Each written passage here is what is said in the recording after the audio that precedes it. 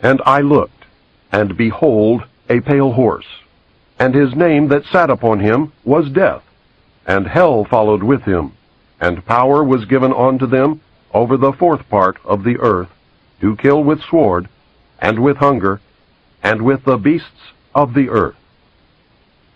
Book of Revelation, chapter 6, verse 8. There have been many related sequential coincidences all throughout my life, incidents that by themselves would have led nowhere. Statistically, the odds against the same or a related sequence of events happening to one individual are astronomically high. It is this series of incidents that have convinced me that God has had a hand in my life. I do not believe in fate. I do not believe in accidents. I cannot and will not accept the theory that long sequences of unrelated accidents determine world events. It is inconceivable that those with power and wealth would not band together with a common bond, a common interest, and a long-range plan to decide and direct the future of the world. For those with the resources to do otherwise would be totally irresponsible. I know that I would be the first to organize a conspiracy to control the outcome of the future if I were such a person and a conspiracy did not yet exist. I would do it in an attempt to ensure the survival of the principles in which I believe, the survival of my family, my survival, and the survival of the human race, if for no other reason. I believe, therefore, that a grand game of chess is being played on a level that we can barely imagine, and we are the pawns. Pawns are valuable only under certain circumstances, and are frequently sacrificed to gain an advantage. Anyone who has studied military strategy is familiar with the concept of sacrifice. Those who have seriously studied history have probably discovered the real reason we go to war on a regularly scheduled basis. My research has shown, at this point, that the future laid out for us may be just about impossible to change. I do not agree with the means by which the powerful few have chosen for us to reach the end. I do not agree that the end is where we should end at all. But unless we can wake the people from their sleep, nothing short of civil war will stop the planned outcome. I base that statement not on defeatism, but on the apathy of the majority of the American people. 25 years ago, I would have believed otherwise, but 25 years ago, I was also sound asleep. We have been taught lies. Reality is not at all what we perceive it to be. We cannot survive any longer by hanging on to the falsehoods of the past. Reality must be discerned at all costs if we are to be a part of the future. Truth must prevail in all instances, no matter who it hurts or helps, if we are to continue to live upon this earth. At this point, what we want may no longer matter. It is what we must do to ensure our survival that counts. The old way is in the certain process of destruction, and a new world order is beating down the door. I fear for the little ones, the innocents, who are already paying for our mistakes. There exists a great army of occupationally orphaned children. They are attending government-controlled daycare centers. There are latchkey kids who are running wild in the streets, and the lopsided, emotionally wounded children of single welfare mothers, born only for the sake of more money in the monthly check. Open your eyes and look at them, for they are the future. In them I see the sure and certain destruction of this once proud nation. In their vacant eyes, I see the death of freedom. They carry with them a great emptiness, and someone will surely pay a great price for their suffering. If we do not act in concert with each other and ensure that the future becomes what we need it to be, then we will surely deserve whatever fate awaits us. I believe with all my heart that God put me in places and in positions throughout my life so that I would be able to deliver this warning to His people. I pray that I have been worthy and that I have done my job. From the time a person leaves its mother's womb, its every effort is directed toward building, maintaining, and withdrawing into artificial wombs various sorts of substitute protective devices or shells. The objective of these artificial wombs is to provide a stable environment for both stable and unstable activity, to provide a shelter for the evolutionary processes of growth and maturity, in effect, survival, to provide security for freedom, and to provide defensive protection for offensive activity. This is equally true of both the general public and the elite. However, there is a definite difference in the way each of these classes go about the solution of problems. The primary reason why the individual citizens of a country create a political structure is a subconscious wish or desire to perpetuate their own dependency relationship of childhood.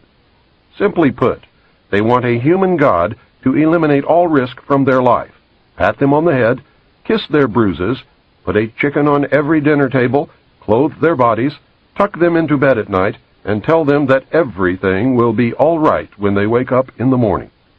This public demand is incredible, so the human God, the politician, meets incredibility with incredibility by promising the world and delivering nothing.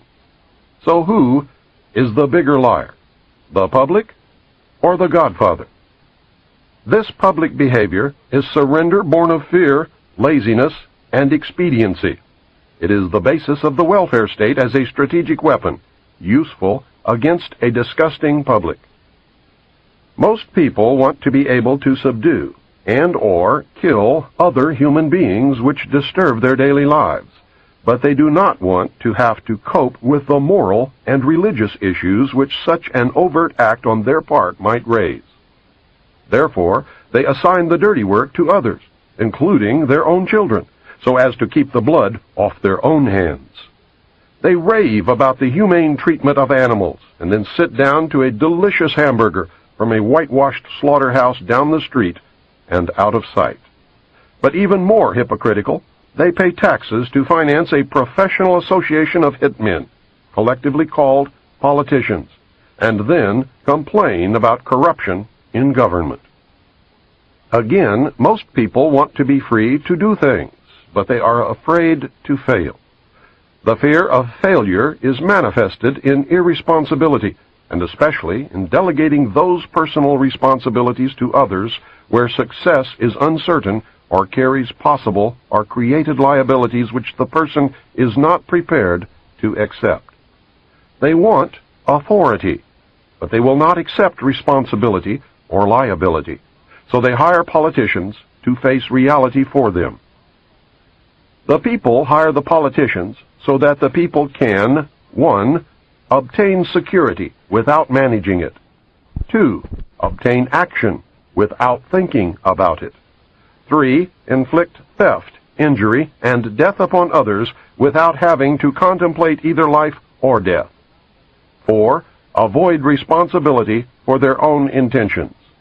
5. Obtain the benefits of reality and science without exerting themselves in the discipline of facing or learning either of these things. They give the politicians the power to create and manage a war machine to, 1. Provide for the survival of the nation womb. 2.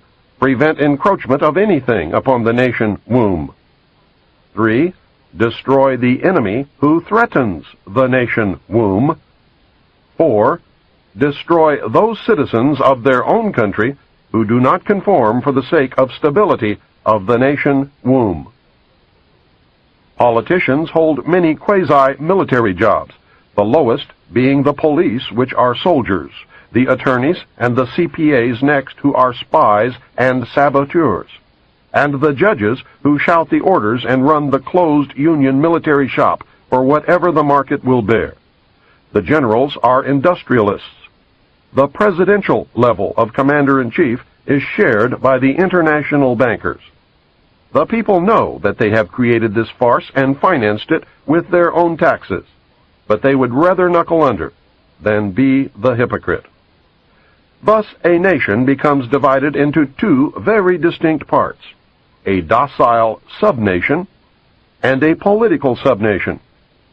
The political subnation remains attached to the docile subnation, tolerates it, and leeches its substance until it grows strong enough to detach itself and then devour its parent. Human beings are machines, levers which may be grasped and turned, and there is little real difference between automating a society and automating a shoe factory. Factor 1. As in every social system approach, stability is achieved only by understanding and accounting for human nature. A failure to do so can be, and usually is, disastrous. As in other human social schemes, one form or another of intimidation, or incentive, is essential to the success of the draft. Physical principles of action and reaction must be applied to both internal and external subsystems. To secure the draft, individual brainwashing, programming, and both the family unit and the peer group must be engaged and brought under control. Factor 2. Father.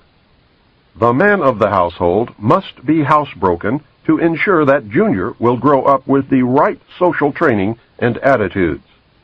The advertising media, etc., are engaged to see to it that father-to-be is compliant before or by the time he is married.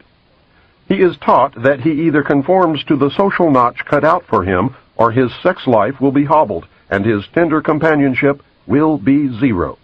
He is made to see that women demand security more than logical, principled, or honorable behavior. By the time his son must go to war, father, with jelly for a backbone, will slam a gun into Junior's hand before father will risk the censure of his peers or make a hypocrite of himself by crossing the investment he has in his own personal opinion or self-esteem. Junior will go to war, or father will be embarrassed. So Junior will go to war, the true purpose notwithstanding. Factor 3. Mother. The female element of human society is ruled by emotion first and logic second. In the battle between logic and imagination, imagination always wins. Fantasy prevails. Maternal instinct dominates, so that the child comes first and the future comes second. A woman with a newborn baby is too starry-eyed to see a wealthy man's cannon fodder or a cheap source of slave labor. A woman must, however, be conditioned to accept the transition to reality when it comes, or sooner. As the transition becomes more difficult to manage, the family unit must be carefully disintegrated, and state-controlled public education and state-operated child care centers must become more common and legally enforced so as to begin the detachment of the child from the mother and father at an earlier age. Inoculation of behavioral drugs can speed the transition for the child. Factor 4. Junior. The emotional pressure for self-preservation during the time of war and the self-serving attitude of the common herd that have an option to avoid the battlefield is all of the pressure finally necessary to propel Johnny off to war. Their quiet blackmailings of him are the threats: no sacrifice, no friends, no glory, no girlfriend. Factor 5. Sister. And what about Junior's sister? She is given all the good things of life by her father and taught to expect the same from her future husband regardless of the price. Factor 6. Cattle. Those who will not use their brains are no better off than those who have no brains. And so this mindless school of jellyfish, father, mother, son, and daughter, become useful beasts of burden or trainers of the same. So now you know. You can see every step that the elite have taken in their war to control this once great nation. You can see the steps that will be taken in the future. You can no longer pretend innocence. Your denial of the conspiracy will fall on deaf ears. This tape is part of the education that will give Americans the weapons needed in the coming months and years of hardship as the New World Order struggles to be born. Truths cannot be negated or shrugged away.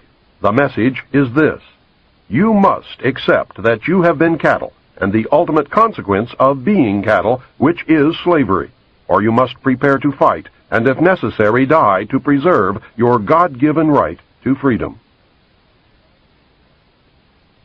History is replete with whispers of secret societies, accounts of elders or priests who guarded the forbidden knowledge of ancient peoples, prominent men meeting in secret who directed the course of civilization are recorded in the writings of all people.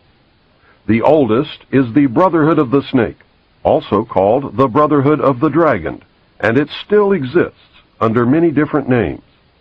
The Brotherhood of the Snake is devoted to guarding the secrets of the ages and to the recognition of Lucifer as the one and only true God. If you do not believe in God, Lucifer, or Satan, you must understand that there are great masses of people who do. I do not believe in racism, but millions do, and their beliefs and actions based upon those beliefs will affect me. It is clear that religion has always played a significant role in the course of these organizations. Communication with a higher source, often divine, is a familiar claim in all but a few.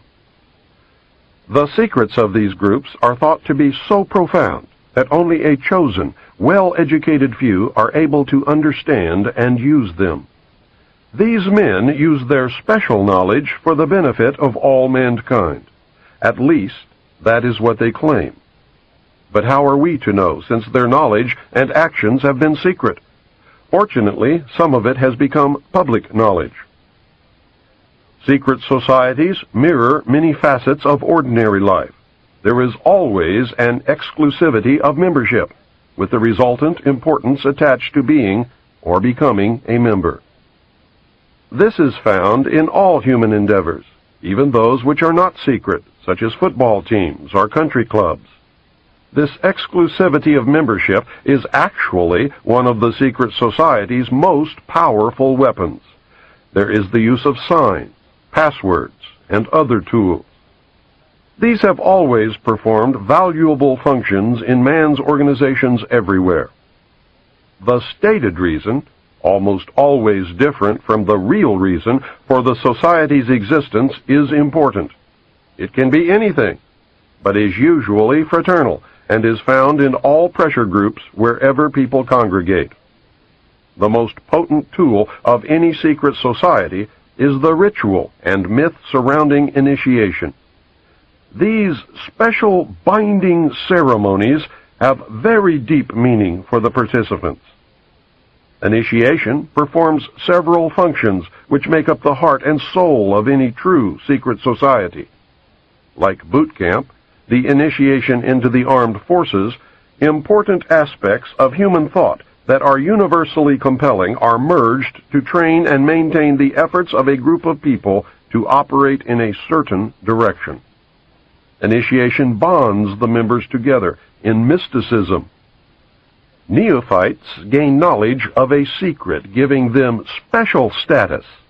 The ancient meaning of neophyte is planted anew or reborn. A higher initiation is, in reality, a promotion inspiring loyalty and the desire to move up to the next rung. The goals of the society are reinforced, causing the initiated to act toward those goals in everyday life. That brings about a change in the political and social action of the member. The change is always in the best interest of the goals of the leaders of the secret society. The leaders are called adepts. This can best be illustrated by the soldier trained to follow orders without thinking. The result is often the wounding or death of the soldier for the realization of the commander's goal, which may or may not be good for the overall community. Initiation is a means of rewarding ambitious men who can be trusted. You will notice that the higher the degree of initiation, the fewer the members who possess the degree. This is not because the other members are not ambitious, but because a process of very careful selection is being conducted. A point is reached where no effort is good enough without a pull up by the higher members. Most members never proceed beyond this point and never learn the real, secret purpose of the group. The frozen member from that point on serves only as a part of the political power base, as indeed he has always done. You may have guessed by now that initiation is a way to determine who can and cannot be trusted. A method of deciding exactly who is to become an adept may be decided during initiation by asking the candidate to spit upon the Christian cross. If the candidate refuses, the members congratulate him and tell him, "You have made the right choice, as a true adept would never do such a terrible thing." The newly initiated might find it disconcerting, however, that he or she never advances any higher. If instead the candidate spits upon the cross, he or she has demonstrated a knowledge of one of the mysteries and soon will find him or herself a candidate for the next higher level. The mystery is that religion is but a tool to control the masses. Knowledge or wisdom is their only God, through which man himself will become God. Man's desire to be one of the elect is something that no power on earth has been able to lessen, let alone destroy. It is one of the secrets of secret societies. It is what gives them a political base and lots of clout. Members often vote the same and give each other preference in daily business, legal, and social activities. It is the deepest desire of many to be able to say, "I belong to the elect." The first secret that one must know to even begin to understand the mysteries is that their members believe that there are but few truly mature minds in the world. They believe that those minds belong exclusively to them.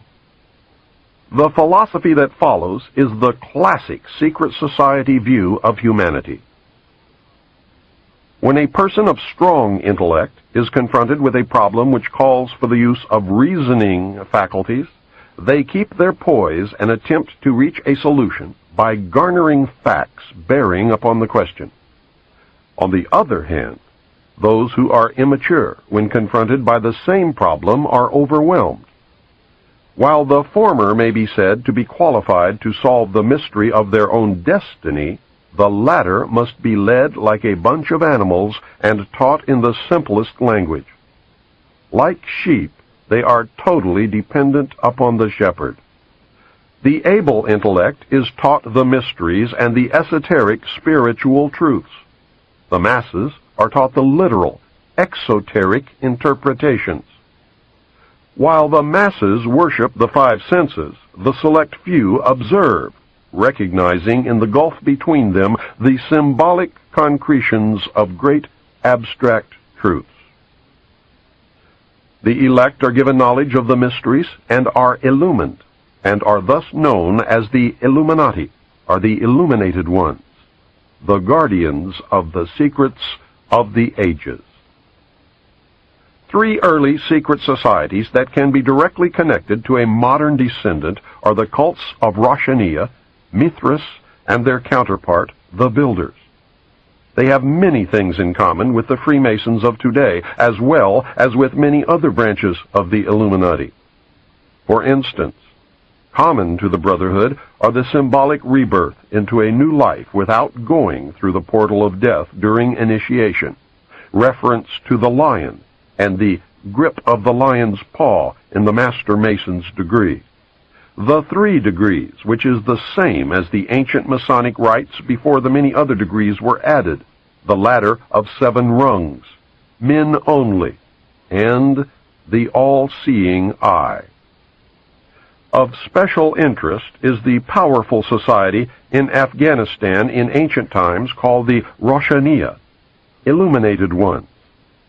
There are actually references to this mystical cult going back through history to the House of Wisdom at Cairo. The major tenets of this cult were the abolition of private property, the elimination of religion, the elimination of nation-states, the belief that illumination emanated from the Supreme Being who desired a class of perfect men and women to carry out the organization and direction of the world. Belief in a plan to reshape the social system of the world by first taking control of individual countries one by one, and the belief that after reaching the fourth degree, one could communicate directly with the unknown supervisors who had imparted knowledge to initiates throughout the ages. Wise men will again recognize the Brotherhood. Can you hear the echo of the Nazi Party, the Communist Party, the extreme right and the extreme left? The important fact to remember is that the leaders of both the right and the left are a small hard core of men who have been and still are Illuminists or members of the Brotherhood. They may have been or may be members of the Christian or Jewish religions, but that is only to further their own ends. They are and always have been Luciferian and internationalist. They give allegiance to no particular nation, although they have used, on occasion, nationalism to further their causes. Their only concern is to gain greater economic and political power. The ultimate objective of the leaders of both groups is identical. They are determined to win for themselves undisputed control of the wealth, natural resources, and manpower of the entire planet. They intend to turn the world into their conception of a Luciferian totalitarian socialist state. In the process, they will eliminate all Christians, Jews, and atheists. You have just learned one, but only one, of the great mysteries. I hope to show that most modern secret societies, and especially those that practice degrees of initiation, and that is the key, are really one society with one purpose. You may call them whatever you wish: the Order of the Quest, the Jason Society, the Roshaniya, the Kabbalah, the Knights Templar, the Knights of Malta, the Knights of Columbus, the Jesuits, the Masons, the ancient and mystical order of Rosicruci, the Illuminati, the Nazi Party, the Communist Party, the executive members of the Council on Foreign Relations, the Group, the Brotherhood of the Dragon, the Rosicrucians, the Royal Institute of International Affairs, the Trilateral Commission, the Bilderberg Group, the Open Friendly Secret Society of the Vatican, the Russell Trust, the Skull and Bones, the Scroll and Key, the Order. They are all the same, and all work toward the same ultimate goal: a new world order. Many of them, however, disagree on exactly who will rule this new world order, and that is what causes them to sometimes pull in opposite directions while nevertheless proceeding toward the same goal. The Trilateral Commission is an elite group of some 300 very prominent business, political, and intellectual decision-makers of Western Europe, North America, and Japan.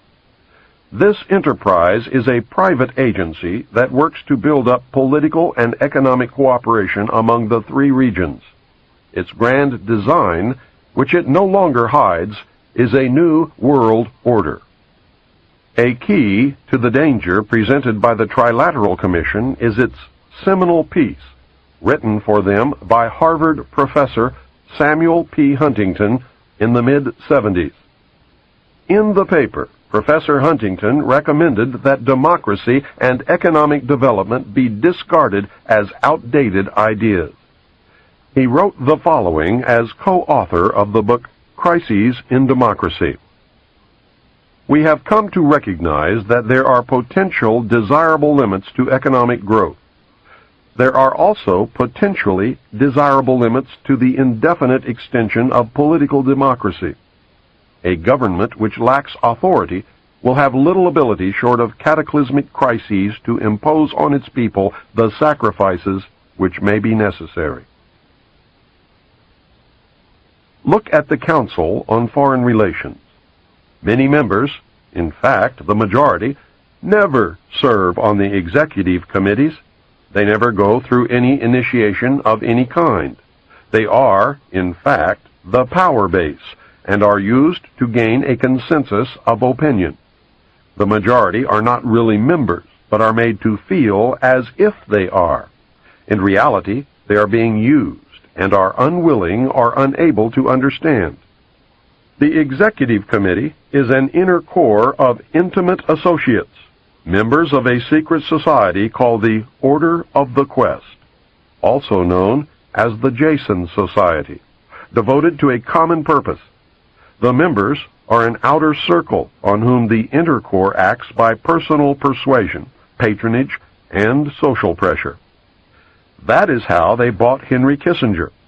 Rockefeller gave Kissinger a grant of $50,000 in the early 50s, a fortune in those days, and made dear old Henry a member of the CFR. Anyone in the outer circle who does not toe the mark is summarily expelled, and the lesson is not lost on those who remain. Do you remember the human desire to be a member of the elect? That is the principle at work. The Council on Foreign Relations has been the foremost flank of America's foreign policy establishment for more than half a century. The Council on Foreign Relations is a private organization of business executives, scholars, and political leaders that studies global problems and plays a key role in developing United States foreign policy.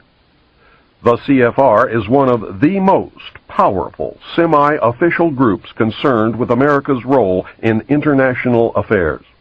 It is controlled by an elect group of men recruited from the Skull and Bones and the Scroll and Key societies of Harvard and Yale, which are both chapters of a secret branch of the Illuminati known as Chapter 322 of the Order. The members of the Order make up the Executive Committee of the Council on Foreign Relations after undergoing initiation into the Order of the Quest, also known as the Jason Society. The Council on Foreign Relations is an offshoot sister organization to the British Royal Institute of International Affairs. Their goal is a new world order. Although it existed as a dinner club in New York, it did not take on its present power until 1921, when it merged with the Royal Institute of International Affairs and received its financial base from J.P. Morgan, the Carnegie Endowment, the Rockefeller family, and other Wall Street banking interests. The Council on Foreign Relations controls our government. Through the years, its members have infiltrated the entire executive branch, State Department, Justice Department, Central Intelligence Agency, and the top ranks of the military. Every director of the Central Intelligence Agency has been a member of the CFR. Most presidents since Roosevelt have been members. The members of the CFR dominate ownership of the press, and most, if not all, of America's top journalists are members. The CFR does not conform to government policy. The government conforms to CFR policy. I read top-secret documents while with naval intelligence that stated that President Eisenhower had appointed 6 of the Executive Committee members of the CFR to sit on the panel called Majesty 12, also known as Majority 12 for security reasons. Majesty 12 is the secret group that is supposed to control extraterrestrial information and projects.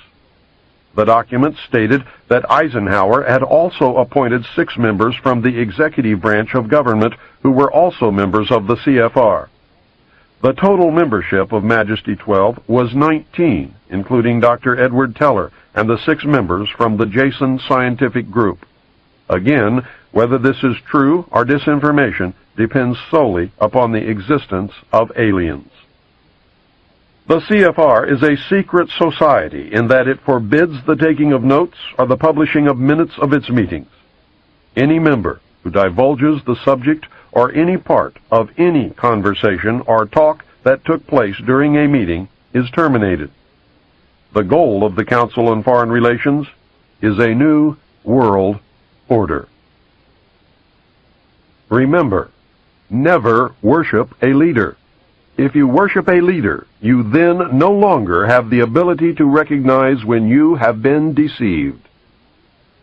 The most powerful secret organization in the world is the Bilderberg Group, organized in 1952 and named after the hotel where its first meeting took place in 1954. The man who organized the Bilderberg Group, Prince Bernhard of the Netherlands, has the power to veto the Vatican's choice of any pope it selects. Prince Bernhard has this veto power because his family, the Habsburgs, are descended from the Roman emperors. Prince Bernhard is the leader of the black families.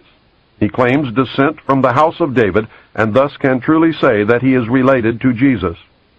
Prince Bernhard, with the help of the CIA, brought the hidden ruling body of the Illuminati into public knowledge as the Bilderberg Group. This is the official alliance that makes up the world governing body. The core of the organization is 3 committees made up of 13 members each.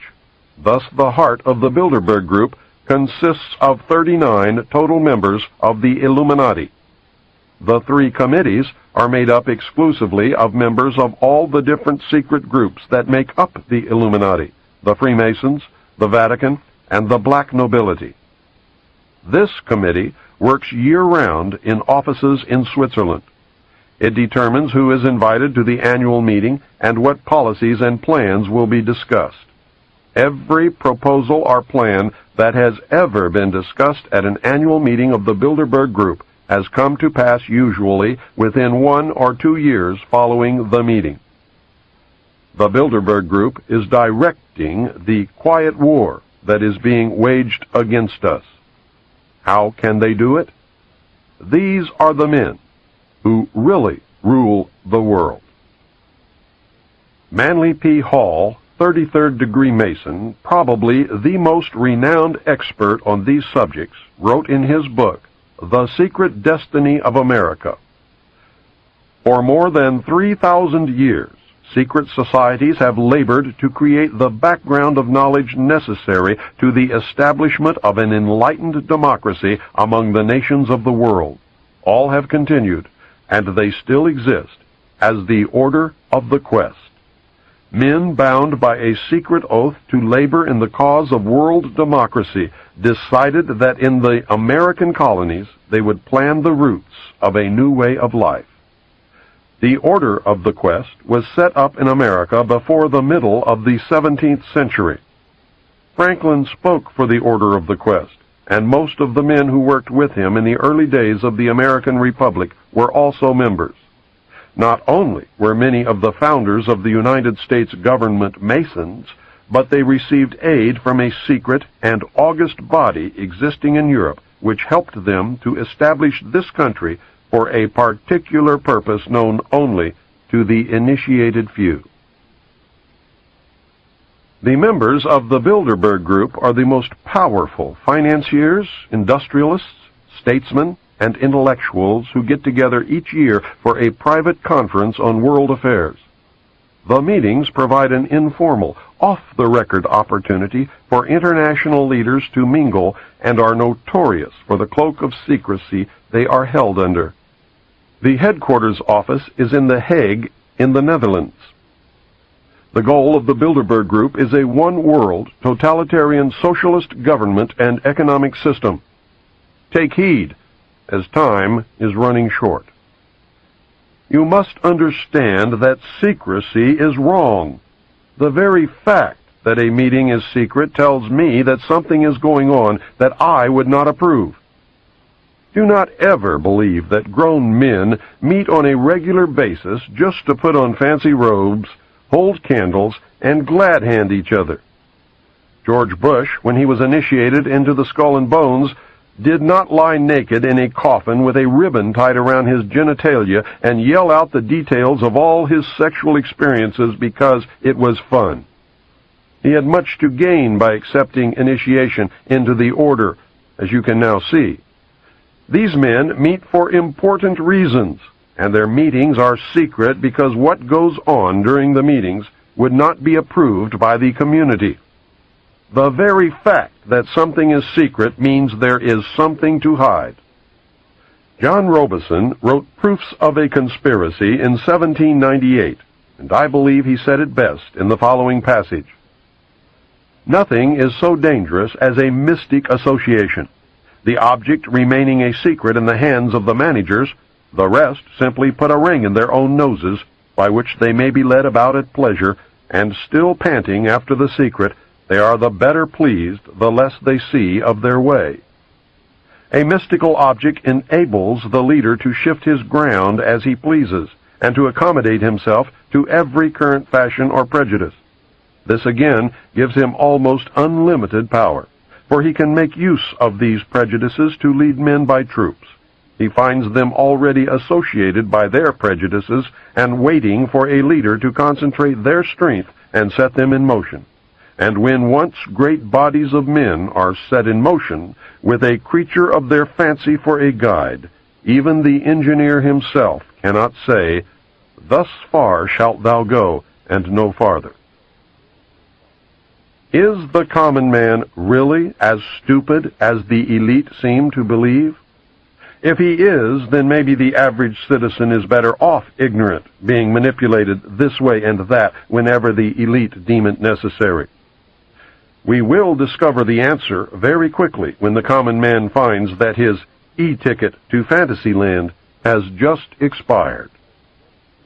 I hope I have shown you the role of secret societies and groups within the world power structure. I hope you can see how these groups gain and keep power. You should have some understanding of how, operating in secrecy and infiltrating every level of government and vital industry, including the press, the elect manipulate the people and nations of the world toward any direction desired. I hope you caught on to the fact that the secret power structure is toward a totalitarian socialist state or fascism. It is not the Nazis, as they were a product of this power structure. It is not the Jews, although some very wealthy Jews are involved. It is not the communists, as they fit the same category as the Nazis. It is not the bankers, but they do play an important role. I also hope that you are beginning to look inside yourself to see if their reality fits. Are you getting the message? This is the end of Side 1. Please fast forward the cassette to the end and turn over to play Side 2.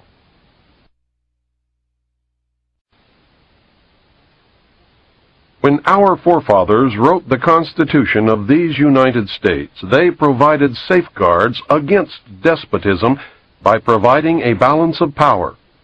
The Constitution was set up to provide clear divisions of legislative, judicial, and executive powers.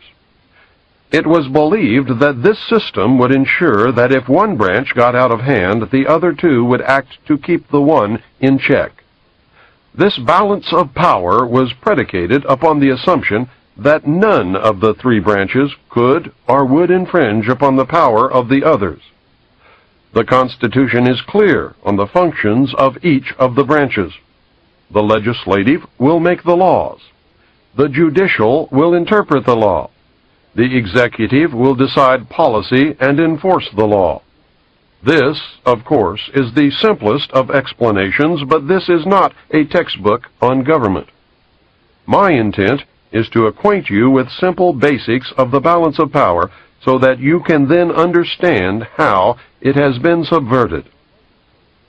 The legislature, made up of Congress in the form of the House and Senate, is required to publish the laws that are made, and this is done in the Congressional Record and the Federal Register. Pending or passed legislation can be obtained by citizens through their congressmen or from the government printing office. Citizens cannot be held responsible for the law if it is not made available to them.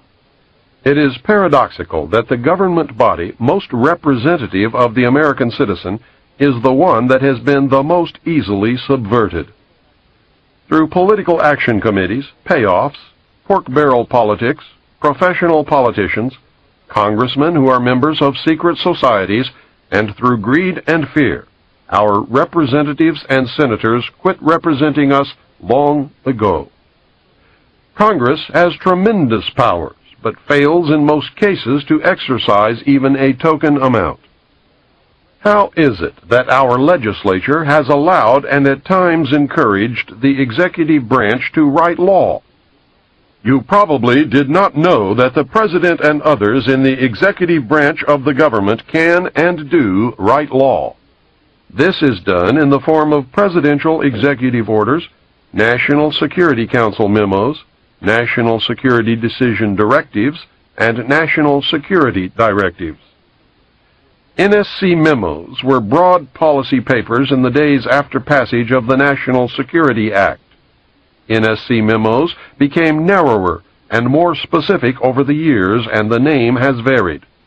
Under Kennedy, they were called National Security Action Memorandums. President Bush changed the name to National Security Directives. There is a tremendous difference between presidential executive orders, NSC memos, and National Security Decision Directives. Presidential executive orders are listed in the Federal Register, or presidential findings, which are made known to the House and Senate Intelligence Committees. The most important difference between the presidential executive orders and all of the others, no matter what they are called, is that the others do not have to be reported, reviewed, made available to anyone, or even acknowledged that they exist. There is no oversight whatsoever that could maintain a check on the legality of these national security directives. The President and others within the executive branch have used these super-secret directives to skirt the balance of power and write law without anyone's knowledge. Justification of the President's power to write law through executive orders stems from the failure of the government to rescind the declaration of martial law during the Civil War. In effect, the United States has been under martial law ever since Lincoln's administration. These NSDs are powerful, hidden, and dangerous tools. They were prolific during the Reagan administration. Over 300 were written, with no more than 50 ever leaking out to undergo public scrutiny. Yet, most Americans have never heard of these subversive weapons. They are being used to destroy our Constitution. I believe that everyone should know about this corruption of government. Congress has turned a blind eye to these abuses of executive power. At 3:30 a.m. Saturday, August 4th, 1990, the Senate made it even easier for the executive branch to subvert the Constitution and may have made George Bush the first American king. At that time, on that day, a minority of United States senators, maybe 10 at the most, passed Senate Intelligence Authorization Act for fiscal year 1991. The bill was fraudulently introduced as a reform to prevent future incidents of the abuses brought to light during the Iran-Contra scandal. Instead of preventing future abuses, however, it virtually authorizes essentially every abuse. The bill was carefully brought to a vote by Senator Sam Nunn in the dead of night when the opposition was gone. It effectively transfers most authority over the United States government directly into the hands of the President and thus directly into the hands of the secret government. The President was given the power to initiate war, appropriate public funds, define foreign policy goals, and decide what is important to our national security. In Oversight of Intelligence Activities, Title VII, Senate Bill 2834 authorizes the following. Gives the President power to initiate covert actions. This has never before been given to the President. Prevents Congress from stopping the President's initiation of covert actions. Allows the President to use any federal departments, agencies, or entities to operate or finance a covert operation. Empowers the President to use any other nation or private contractor or person to fund or operate a covert action. Redefines covert actions as operations necessary to support foreign policy objectives of the United States, a definition that is so vague and broad as to be essentially unlimited. For the first time officially claims the right of the United States to secretly interfere in the internal, political, economic, or military affairs of other countries in direct and flagrant violation of international law. Requires that the President prepare and deliver a written finding to the intelligence committees of the Congress, but allows the President to omit extremely sensitive matters and authorizes the President to claim executive privilege if Congress asks too many questions. There are no penalties in the bill for violating any of its provisions, including the provision requiring a finding. Why should there be? This bill has literally handed the power of all the branches of government to the President on a silver platter.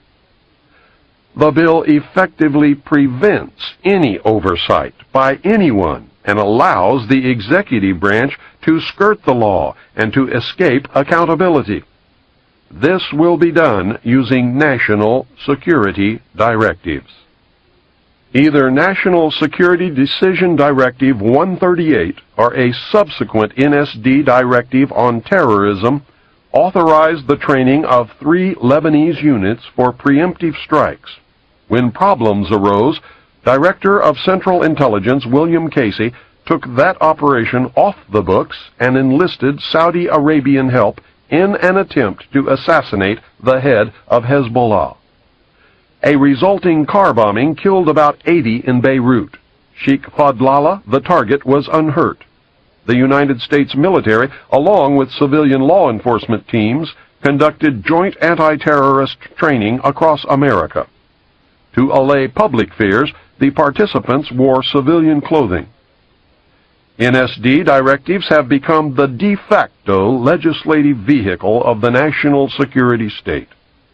It has become known through the research of Susan Fitzgerald, a research consultant at the Fund for Constitutional Government in Washington, who has collected declassified NSD directives, that many were released without the White House letterhead at the top of the page and without the President's signature at the bottom. This, she speculates, is to conceal the fact that the signatures on some of them would reveal that they had been made by AutoPen, not by Ronald Reagan's own hand. That should give you a taste of what we are up against. Please understand that virtually all but a very few NSD directives still remain classified, and unless the public forces disclosure, their effect will probably never be known. Somewhere within the volumes of secret NSD directives, there is a plan to suspend the Constitution of the United States of America. The existence of this plan surfaced during the Iran-Contra hearings. Congressman Jack Brooks, Democrat from Texas, attempted to bring it into the open.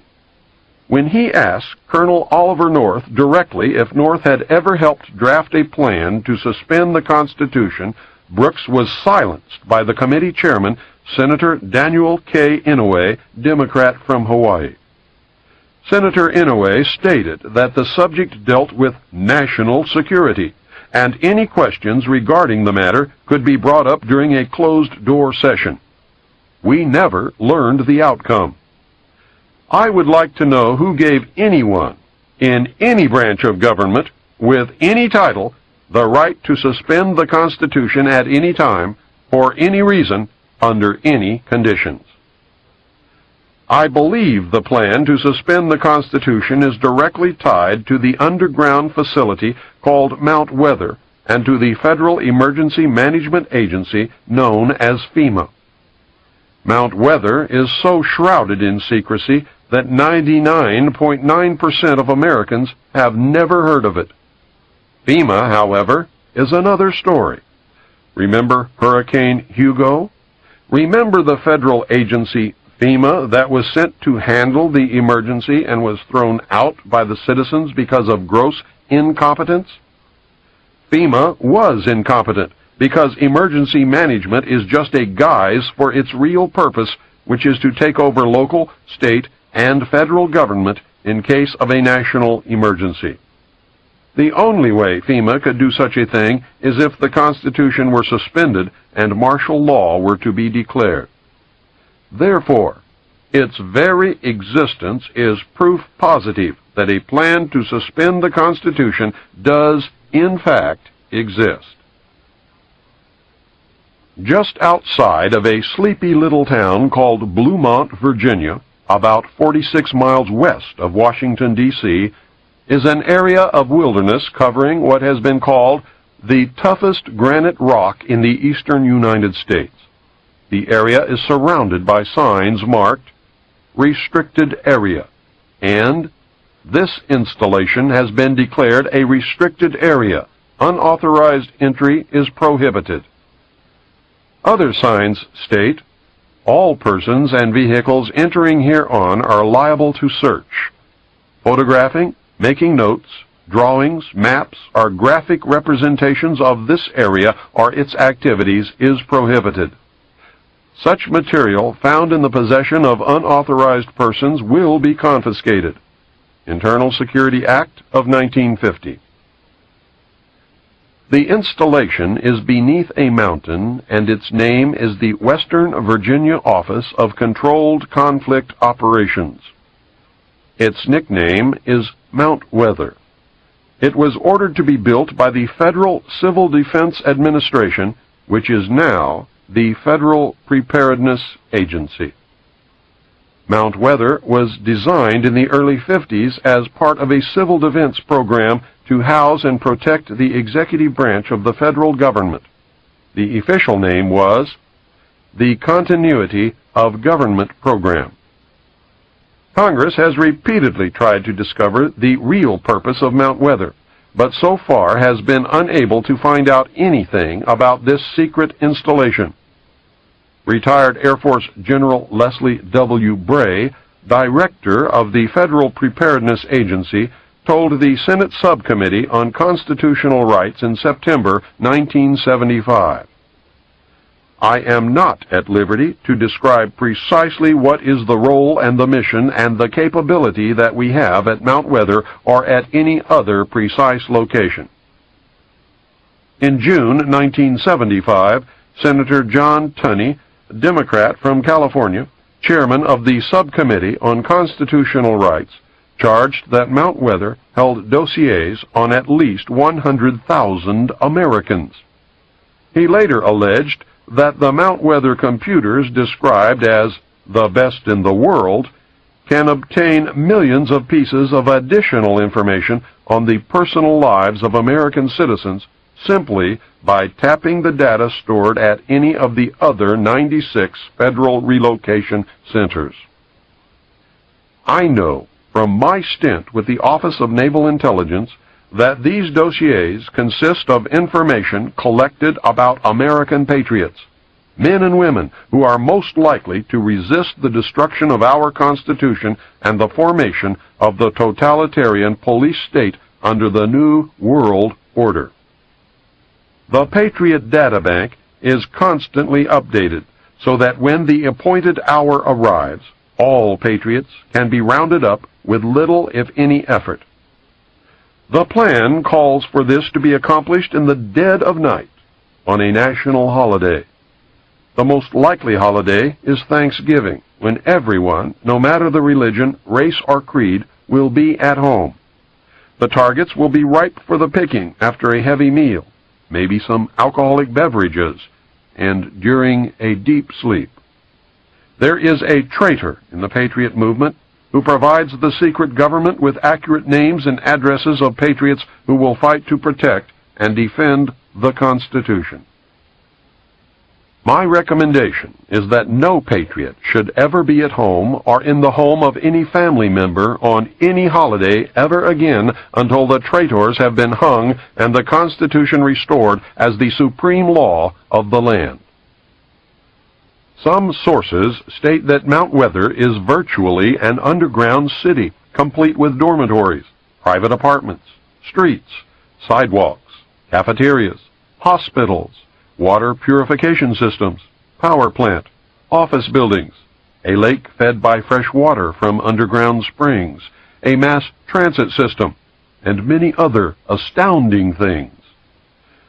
Several disturbing facts emerge when one researches Mount Weather. One is the conclusion that a complete parallel government exists at the site. 9 federal departments exist there: agriculture, commerce, health, education, and welfare, housing and urban development, interior, labor, state, transportation, and the Treasury. Apparently, at least 5 federal agencies are also in residence: Federal Communications Commission, Selective Service, Federal Power Commission, the Civil Service Commission, and the Veterans Administration. 2 privately owned corporations have offices at Mount Weather: the Federal Reserve and the United States Post Office. There is also an office of the Presidency. What makes all this upsetting is that there is a president and a complete set of cabinet officers in residence at Mount Weather. Who are they, and who appointed them? Where is such a thing provided for in the Constitution of the United States of America? Mount Weather is the operational center, the hub of over 96 other underground federal relocation centers scattered across the United States. The majority of these appear to be concentrated in Pennsylvania, Virginia, West Virginia, Maryland, and North Carolina. Each of these facilities contains computer databanks holding information, not on enemy agents, Soviet diplomats, or suspected terrorists, but on American citizens, patriots. A list of other files kept at the facilities was furnished to the Subcommittee on Constitutional Rights in 1975. The list included military installations, government facilities, communications, transportation, energy and power, agriculture, manufacturing, wholesale and retail services, manpower, financial, medical and educational institutions, sanitary facilities, population, housing, shelter, and stockpiles. The committee concluded that these databases operate with few, if any, safeguards or guidelines. Senator James Borzek, Democrat from South Dakota, a member of the subcommittee, said, "I feel the entire operation has eluded the supervision of either Congress or the courts." Chairman Tunney said, "Mount Weather is out of control." Nothing was done by Congress to rectify the situation, however, and Mount Weather remains out of control. Former high-level officials from Mount Weather agree that the base at Mount Weather is much more than any standby government facility or storage center for the preservation of records. They describe it as an actual government in waiting. We do not merely store essential information. The facility attempts to duplicate the vital functions of the executive branch of the administration. As stated previously, according to my research, this includes a president and all cabinet members actually in residence. Protocol even demands that subordinates address them as Mr. President or Mr. Secretary. Most of these mysterious appointees have held their positions through several administrations.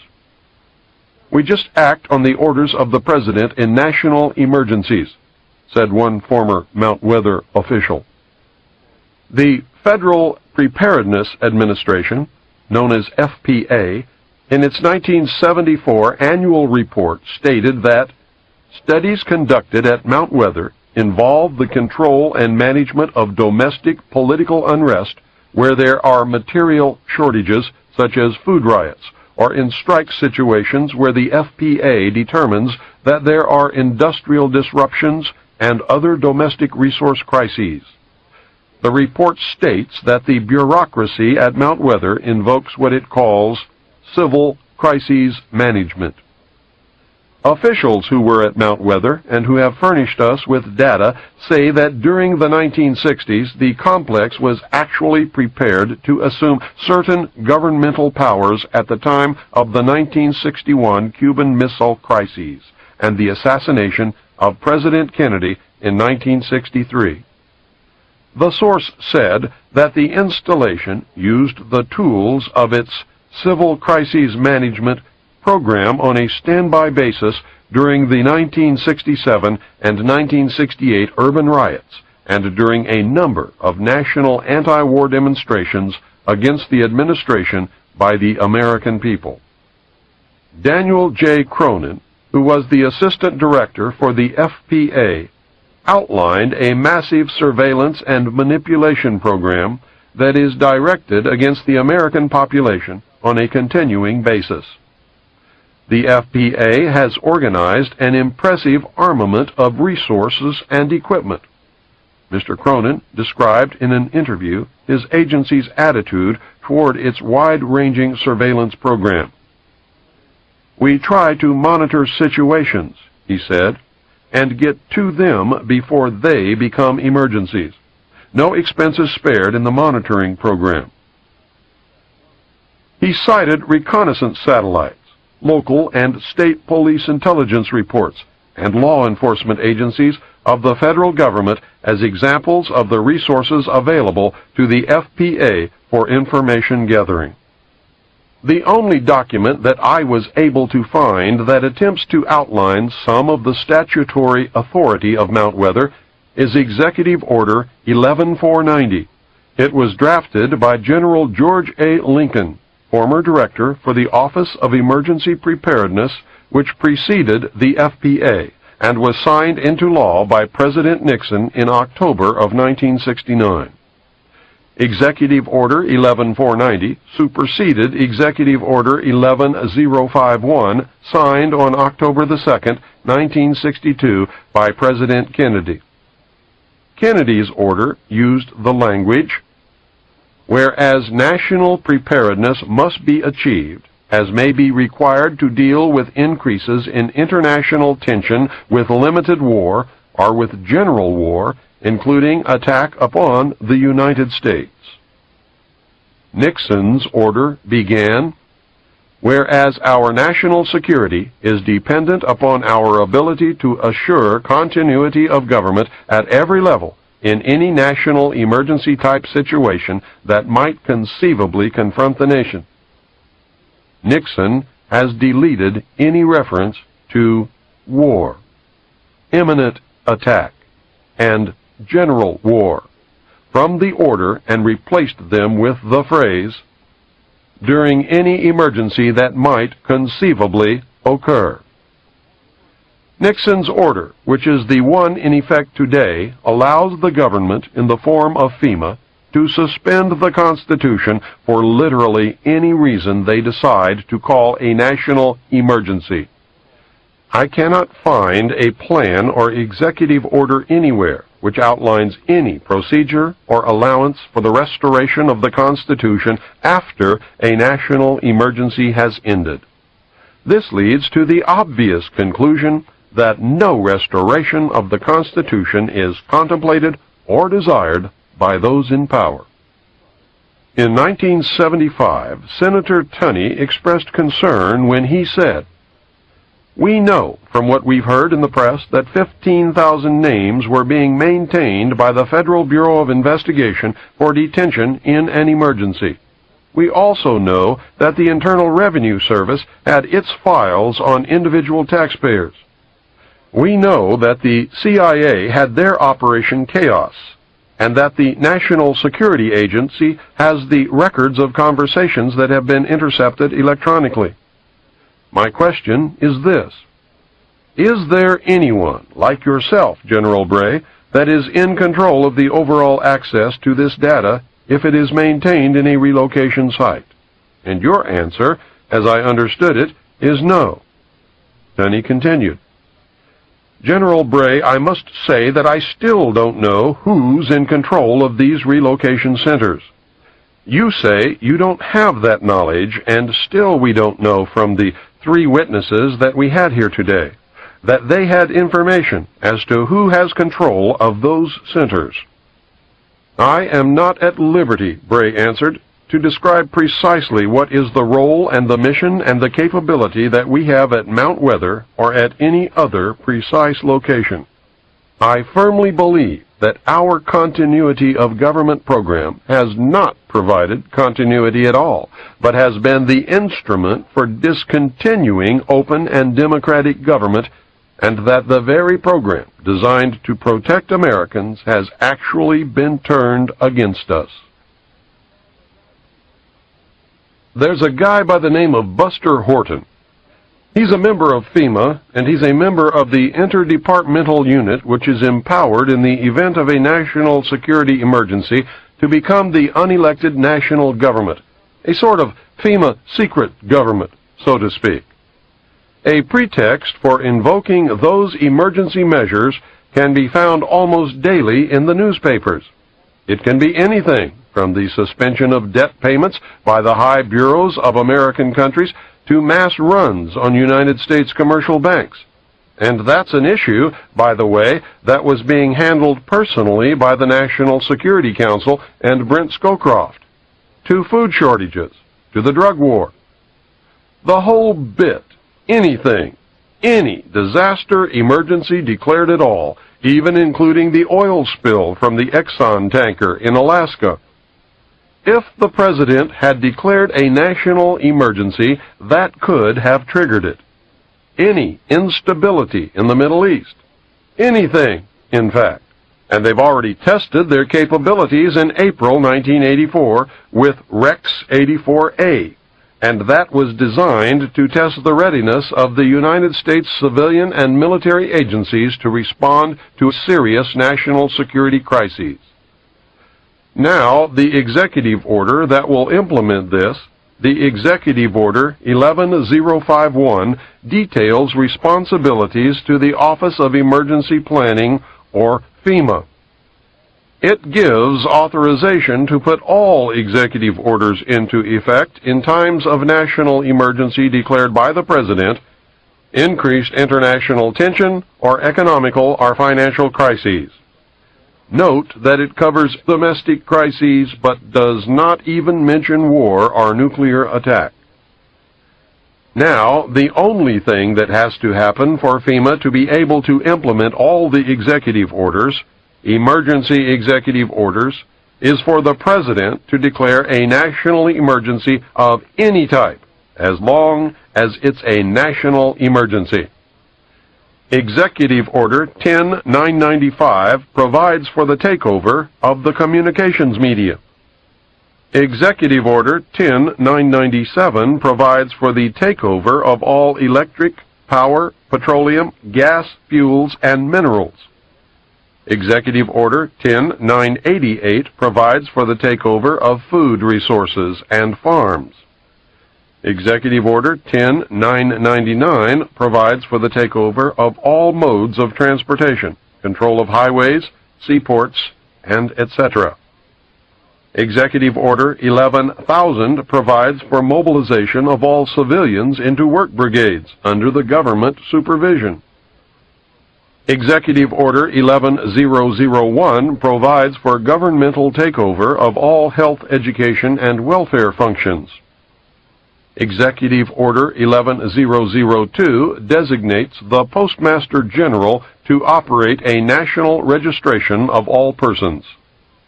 Executive Order 11003 provides for the government to take over airports and aircraft. Executive Order 11004 provides for the Housing and Finance Authority to relocate communities, designate areas to be abandoned, and establish new locations for populations. Executive Order 11005 provides for the government to take over railroads, inland waterways, and public storage facilities. Now, all of these were combined under Nixon into one huge executive order which allows all of this to take place if the President declares a national emergency, and it can be implemented by the head of FEMA, not by the President. The President has already given him that power under these executive orders. All of these were combined into Executive Order 11490, and that was signed by President Carter on July 20th, 1979, and is, in fact, law. Now, remember what North said during the Iran-Contra hearings. He said that they were prepared to suspend the Constitution of the United States, and he said if it hadn't been for their getting caught that this would have happened. And all that did was delay it. This is what is still going to happen. President Bush issued a new executive order delegating to the director of FEMA powers which were vested in the President by the Disaster Relief and Emergency Assistance Act of 1988. And although the order was described by the White House as simply a technical matter, in reality the revision delegated to the FEMA director direct responsibility for a large number of items which were earlier only the President's prerogative, and that includes responsibility for general federal assistance, federal emergency assistance, hazard mitigation, individual and family grant programs, and the power to direct other federal agencies to assist in an emergency. And that's the key. All other federal agencies will come under FEMA. Of course, the President retains the power to actually declare an emergency, but as soon as he does that, the implementation of the measures utilized will be transferred directly to the director of FEMA. Professor Samuel P. Huntington drafted for Jimmy Carter Presidential Memorandum 32, which led to the creation of FEMA in 1979. He wrote the seminal piece for the Trilateral Commission in the mid-1970s, recommending that democracy and economic development be discarded as outdated ideas. He wrote as co-author of the book Crises in Democracy. We have come to recognize that there are potential desirable limits to economic growth. There are also potentially desirable limits to the indefinite extension of political democracy. A government which lacks authority will have little ability short of cataclysmic crises to impose on its people the sacrifices which may be necessary. All of Huntington's ideas were rewritten into National Security Decision Directive 47, and that was enacted by President Reagan on July 22, 1982.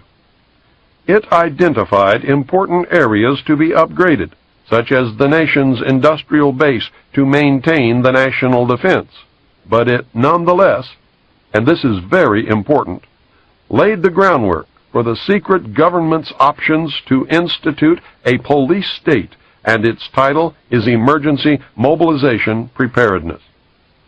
It ordered preparedness measures that involved the waiving or modification of socio-economic regulations that delay emergency responses and that should receive priority attention. It also specified that preparedness measures that are or may be impeded by legal constraints be identified in the priority task that lays the groundwork for the suspension of the Constitution. This has nothing to do with the right wing, left wing, or any other damn thing. It has to do with the Illuminati taking over this country and joining in the New World Order. I give lectures all over the United States. At some point before, during, or after every lecture, some well-meaning but misguided soul tells me that I have it all wrong, and that it's the Jews, the Catholics, the communists, or the bankers that are the cause of all our ills. The target group is blamed for everything that has ever gone wrong.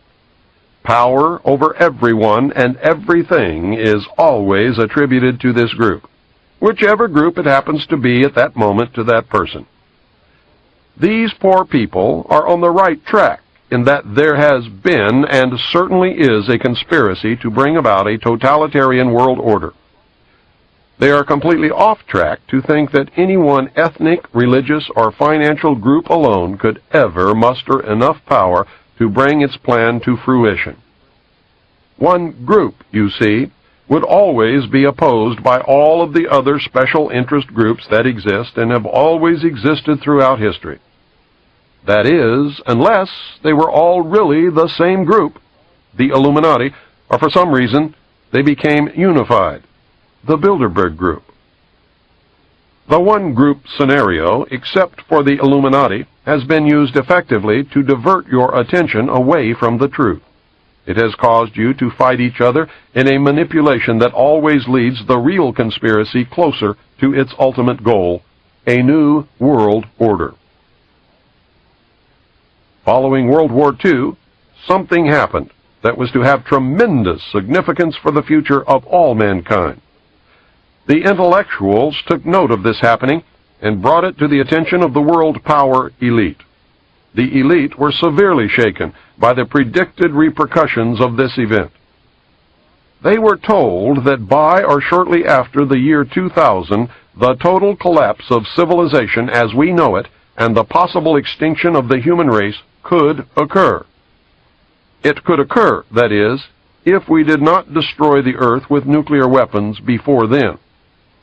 They were told that the only things that could stop these predicted events would be severe cutbacks of the human population, the cessation or retardation of technological and economic growth, the elimination of meat in the human diet, strict control of future human reproduction, a total commitment to preserving the environment, colonization of space, and a paradigm shift in the evolutionary consciousness of man. Those in power immediately formed an alliance and set about bringing the recommended changes to fruition through propaganda, mind control, and other manipulations of the masses. The Illuminati's prayers had been answered. What was this event that caused so much consternation and changed forever the future of the world? Millions of soldiers returned from war. The soldiers found lonely, eager women waiting for them. The greatest coupling in the history of the human race occurred. The result was everyone born between 1941 and 1955 and the children that they would eventually produce. It was me, and you, and everyone who lives today. It was the great worldwide baby boom. It was the culmination of all men's efforts to survive through history.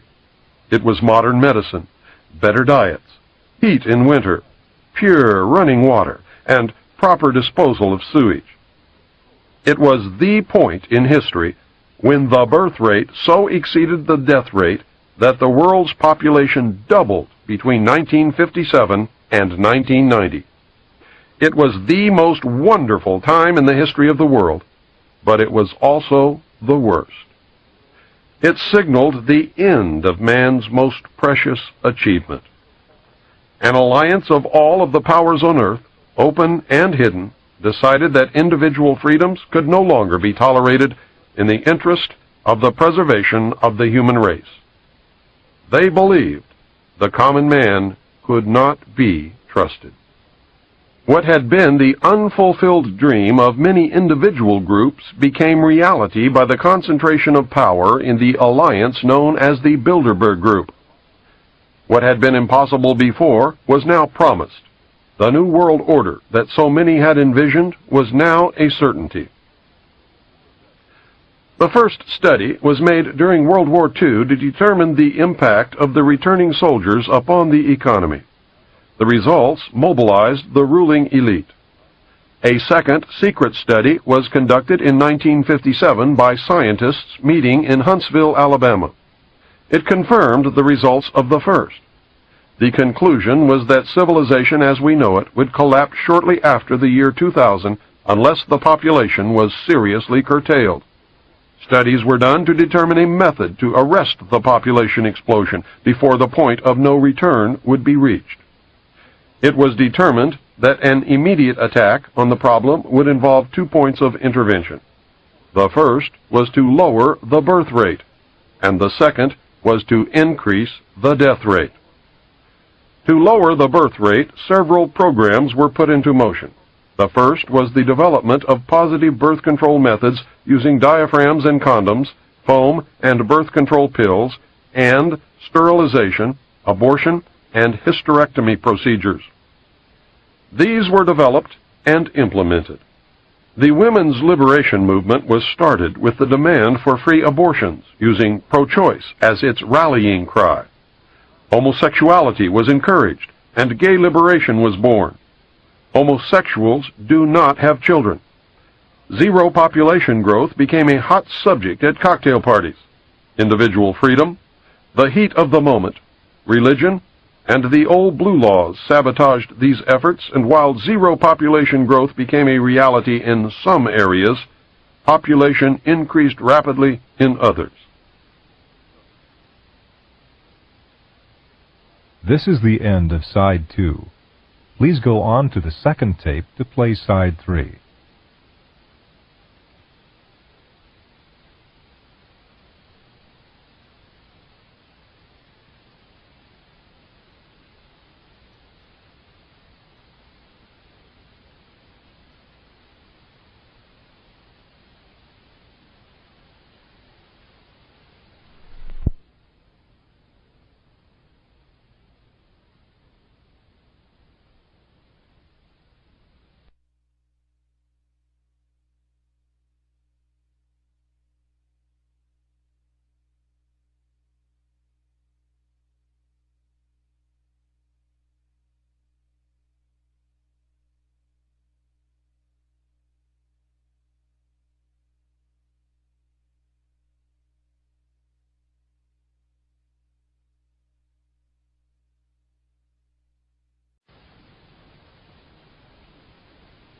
The only alternative left to the world's ruling elite was to increase the death rate.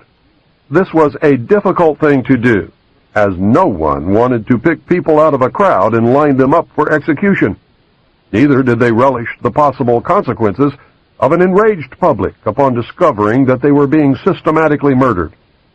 Of course, a very short but very deadly global war using nuclear weapons upon select population concentrations was contemplated, and to tell you the truth, was not ruled out. The fact that such a population control was even contemplated confirmed the worst fears of those who had participated in the 1957 study. War was put on the back burner to simmer, but may become a reality. In the meantime, something else had to be done that would absolve the decision-makers of guilt and place the blame on those who did not lead clean lives. Something that could be blamed upon Mother Nature. What was needed was the bubonic plague, or some other horrible but natural disease. The answer came from Rome. Several top-secret recommendations were made by Dr. Aurelio Pacelli of the Club of Rome. He advocated that a plague be introduced that would have the same effect as the famous Black Death of history. The chief recommendation was to develop a microbe which would attack the autoimmune system and thus render the development of a vaccine impossible. The orders were given to develop the microbe and to develop a prophylactic and a cure. The microbe would be used against the general population and would be introduced by vaccine. The prophylactic was to be used by the ruling elite. The cure will be administered to the survivors when it is decided that enough people have died. The cure will be announced as newly developed when in fact it has existed from the beginning. This plan is a part of Global 2000. Funding was obtained from the United States Congress under House Bill 15090 passed in 1969, where $10 million was given to the Department of Defense's 1970 budget. Testimony before the Senate committee revealed that they intended to produce a synthetic biological agent, an agent that does not naturally exist and for which no natural immunity could have been acquired. Within the next 5 to 10 years, it would probably be possible to make a new infective microorganism which could differ in certain important aspects from any known disease-causing organisms. Most important of these is that it might be refractory to the immunological and therapeutic processes upon which we depend to maintain our relative freedom from infectious disease. Sir Julian Huxley said, "Overpopulation is, in my opinion, the most serious threat to the whole future of our species." The project, called MK Naomi, was carried out at Fort Detrick, Maryland. Since large populations were to be decimated, the ruling elite decided to target the undesirable elements of society. Specifically targeted were the black, Hispanic, and homosexual populations. The poor homosexuals were encouraged on the one hand and scheduled for extinction on the other. The African continent was infected via smallpox vaccine in 1977. The vaccine was administered by the World Health Organization. According to Dr. Robert Strecker, without a cure, the entire black population of Africa will be dead within 15 years. Some countries are well beyond epidemic status.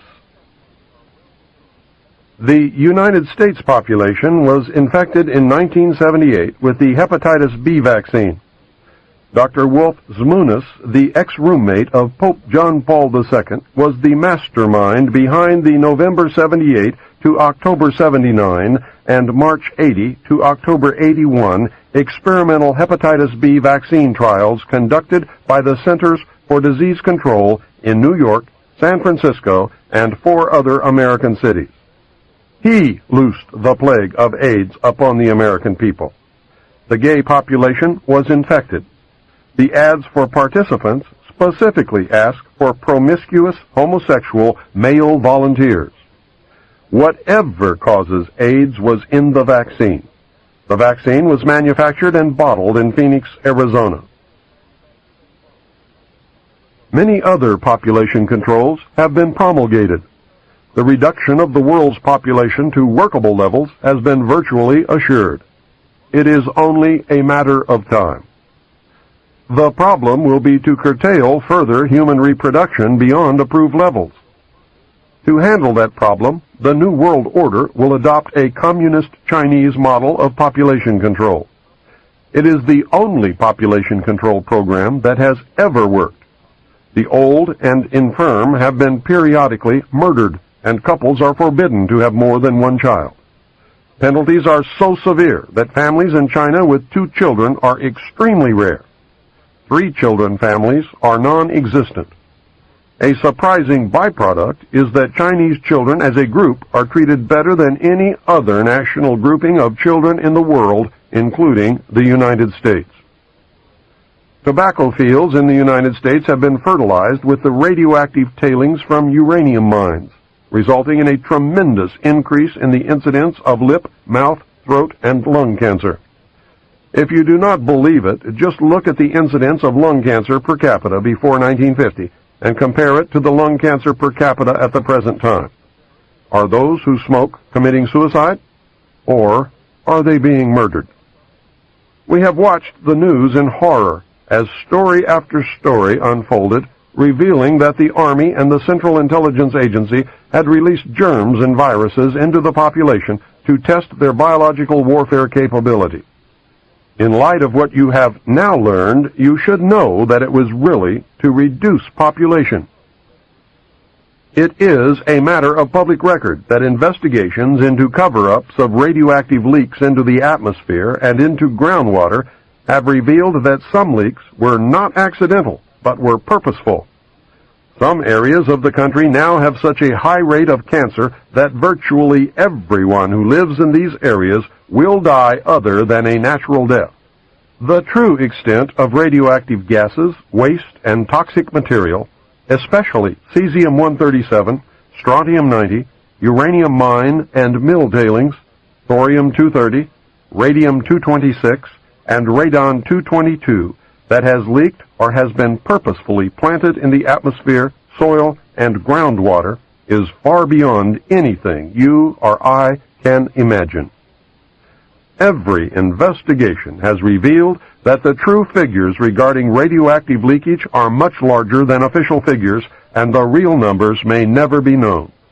Cover-up has become standard operating procedure at all levels and in all departments of government.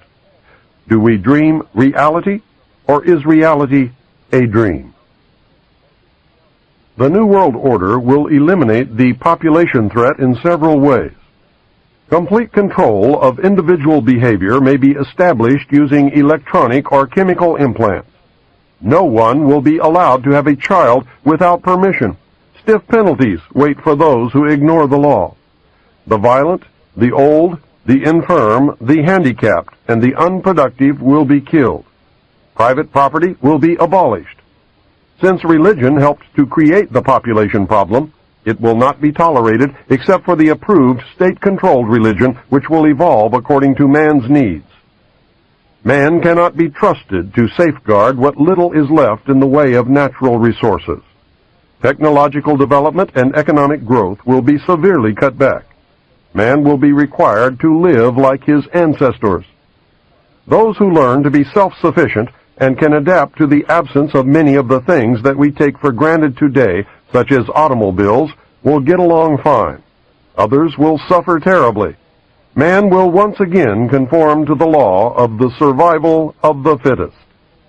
No one is going to like the loss of individual freedoms guaranteed us by the Constitution and the Bill of Rights.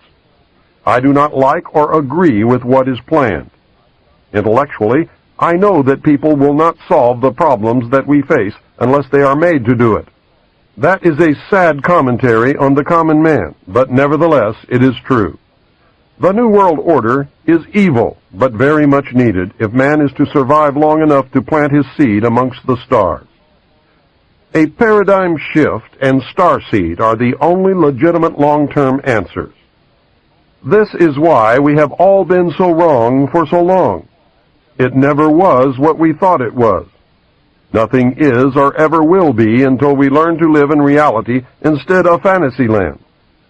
A paradigm shift in the evolutionary consciousness of man must take place.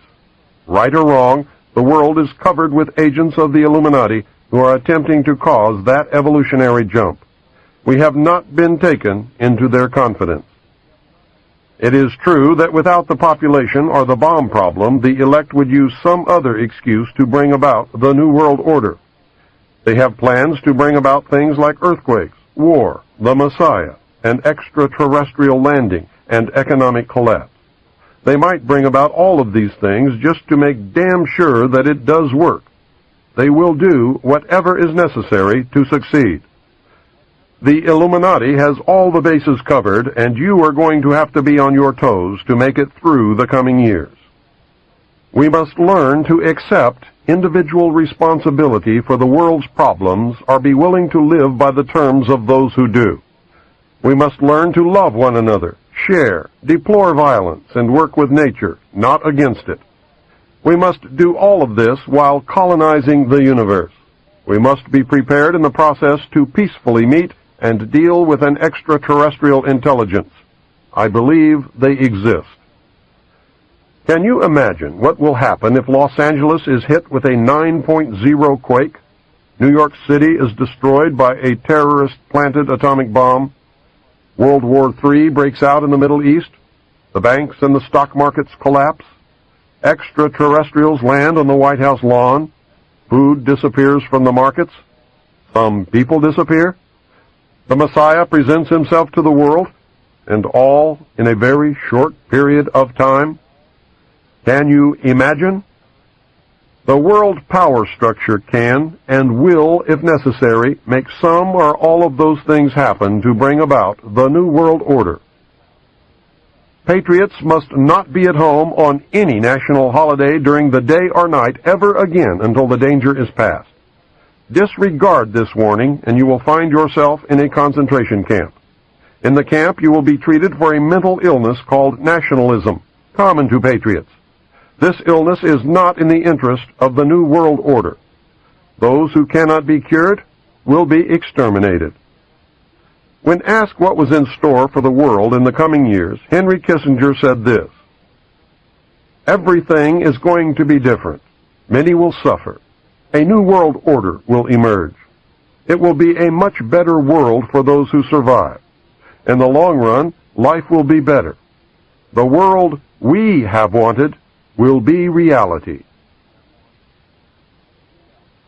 Most of this knowledge comes directly from, or is a result of my own research into the top-secret, magic, spelled M-A-J-I-C, material which I saw and read between the years 1970 and 1973 as a member of the intelligence briefing team of the Commander-in-Chief of the Pacific Fleet. Since some of this information was derived from sources that I cannot divulge for obvious reasons, and from published sources which I cannot vouch for, this must be termed a hypothesis. I firmly believe that if aliens are real, this is the true nature of the beast. It is the only scenario that has been able to bind all the diverse elements. It is the only scenario that answers all the questions and places the various fundamental mysteries in an arena that makes sense. It is the only explanation which shows the chronology of events and demonstrates that the chronologies, when assembled, match perfectly. The bulk of this I believe to be true if the material that I viewed in the Navy is authentic. During the years following World War II, the government of the United States was confronted with a series of events which were to change beyond prediction its future, and with it the future of humanity. These events were so incredible that they defied belief. A stunned President Truman and his top military commanders found themselves virtually impotent after having just won the most devastating and costly war in history. The United States had developed, used, and was the only nation on Earth in possession of the atomic bomb. This new weapon had the potential to destroy any enemy, and even the Earth itself. At that time, the United States had the best economy, the most advanced technology, the highest standard of living, exerted the most influence, and fielded the largest and most powerful military forces in history. We can only imagine the confusion and concern when the informed elite of the United States government discovered that an alien spacecraft piloted by insect-like beings from a totally incomprehensible culture had crashed in the desert of New Mexico. Between January 1947 and December 1952, at least 16 crashed or downed alien craft, 65 alien bodies, and 1 live alien were recovered. An additional alien craft had exploded, and nothing was recovered from that incident. Of these events, 13 occurred within the borders of the United States, not including the craft which disintegrated in the air. Of these 13, 1 was in Arizona, 11 were in New Mexico, and 1 was in Nevada. 3 occurred in foreign countries. Of those, 1 was in Norway, and the last 2 were in Mexico. Sightings of UFOs were so numerous that serious investigation and debunking of each report became impossible, utilizing the existing intelligence assets. An alien craft was found on February the 13th, 1948, on a mesa near Aztec, New Mexico. Another craft was located on March 25th, 1948, in White Sands Proving Ground. It was 100 feet in diameter. A total of 17 alien bodies were recovered from those 2 craft. Of even greater significance was the discovery of a large number of human body parts stored within both of these vehicles. A demon had reared its head, and paranoia quickly took hold of everyone then in the know. The secret lid immediately became a top-secret lid and was screwed down tight. The security blanket was even tighter than that imposed upon the Manhattan Project. In the coming years, these events were to become the most closely guarded secrets in the history of the world. A special group of America's top scientists were organized under the name Project Sign in December 1947 to study the phenomenon. The whole nasty business was contained. Project Sign evolved into Project Grudge in December 1948. A low-level collection and disinformation project named Blue Book was formed under Grudge. 16 volumes were to come out of Grudge. Blue teams were put together to recover the crashed discs and dead or live aliens. The blue teams were later to evolve into alpha teams under Project Pounce. During these early years, the United States Air Force and the Central Intelligence Agency exercised complete control over the alien secret. In fact, the CIA was formed by presidential executive order first as the Central Intelligence Group for the express purpose of dealing with the alien presence. Later, the National Security Act was passed, establishing it as the Central Intelligence Agency. The National Security Council was established to oversee the intelligence community and especially the alien endeavor. A series of National Security Council memos and executive orders removed the CIA from the sole task of gathering foreign intelligence and slowly but thoroughly legalized direct action in the form of covert activities at home and abroad. On December 9, 1947, Truman approved issuance of NSC-4, entitled Coordination of Foreign Intelligence Information Measures, at the urging of Secretaries Marshall, Forrestal, Patterson, and the Director of the State Department's Policy Planning Staff, George Kennan. The Foreign and Military Intelligence Book 1, Final Report of the Select Committee to Study Governmental Operations with Respect to Intelligence Activities, United States Senate 94th Congress, Second Session, Report Number 94-755, April 26, 1976, page 49, states, This directive empowered the Secretary of State to coordinate overseas information activities designed to counter communism.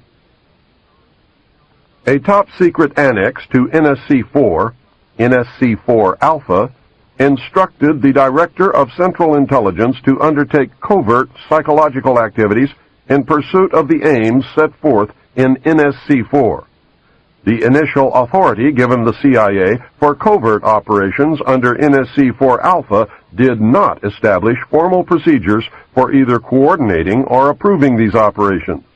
It simply directed the DCI to undertake covert actions and to ensure, through liaison with state and defense, that the resulting operations were consistent with American policy. Later, NSC-10/1 and NSC-10/2 were to supersede NSC-4 and NSC-4 Alpha and expanded the covert abilities even further. These actions established a buffer between the President and the information.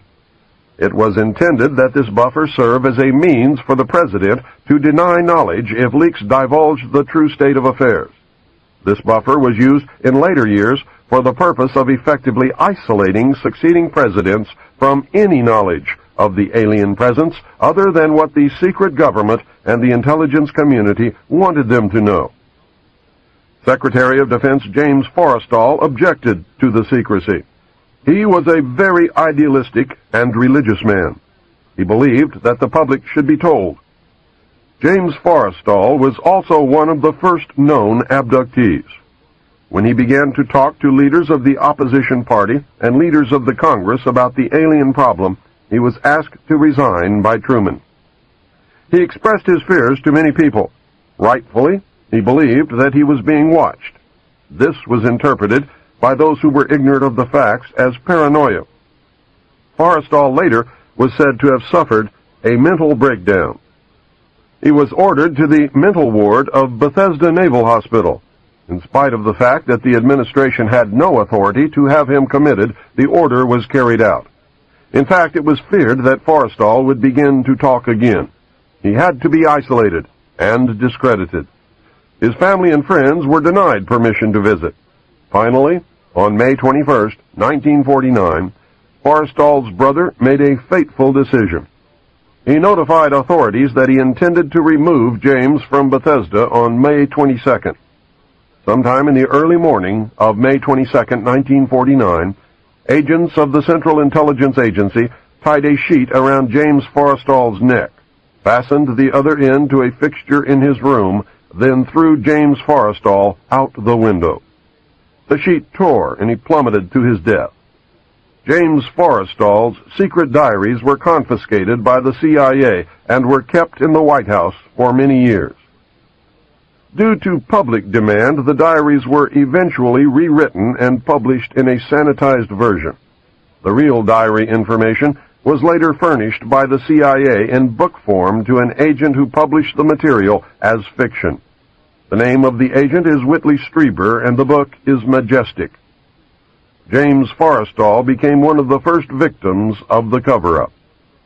The live alien that had been found wandering in the desert from the 1949 Roswell crash was named EB. The name had been suggested by Dr. Vannevar Bush and was short for Extraterrestrial Biological Entity. EB had a tendency to lie, and for over a year would give only the desired answer to questions asked. Those questions, which would have resulted in an undesirable answer, went unanswered. At some point during the second year of captivity, he began to open up. The information derived from EB was startling, to say the least. This compilation of his revelations became the foundation of what would later be called the Yellow Book. Photographs were taken of EB, which among others I was to view years later in Project Grudge. In late 1951, EB became ill. Medical personnel had been unable to determine the cause of EB's illness and had no background from which to draw. EB's system was chlorophyll-based, and he processed food into energy much the same as plants. Waste material was excreted the same as plants. Several experts were called in to study the illness. These specialists included medical doctors, botanists, and entomologists. A botanist, Dr. Guillermo Mendoza, was brought in to try and help him recover. Dr. Mendoza worked to save EB until June 2, 1952, when EB died. Dr. Mendoza became the expert on at least this type of alien biology. The movie E.T. is the thinly disguised story of EB. In a futile attempt to save EB and to gain favor with this technologically superior race, the United States began broadcasting a call for help early in 1952 into the vast regions of space. The call went unanswered, but the project, dubbed Sigma, continued as an effort of good faith. President Truman created the super-secret National Security Agency known as the NSA by secret executive order on November 4, 1952. Its primary purpose was to decipher the alien communications, language, and establish a dialogue with the extraterrestrials. This most urgent task was a continuation of the earlier effort. The secondary purpose of the NSA was to monitor all communications and emissions from any and all electronic devices worldwide for the purpose of gathering intelligence, both human and alien, and to contain the secret of the alien presence. Project Sigma was successful. The NSA also maintains communications with the Luna base and other secret space programs. By executive order of the President, the NSA is exempt from all laws which do not specifically name the NSA in the text of the law as being subject to that law. That means that if the agency is not spelled out in the text of any and every law passed by the Congress, It is not subject to that or those laws. The NSA now performs many other duties, and in fact is the premier agency within the intelligence network. Today, the NSA receives approximately 75% of the monies allotted to the intelligence community. The old saying, "Where the money goes, therein the power resides," is true. The Director of Central Intelligence today is a figurehead maintained as a public ruse. The primary task of the NSA is still alien communications, but now includes other extraterrestrial projects as well. President Truman had been keeping our allies, including the Soviet Union, informed of the developing alien problem. This had been done in case the aliens turned out to be a threat to the human race. Plans were formulated to defend the Earth in case of invasion.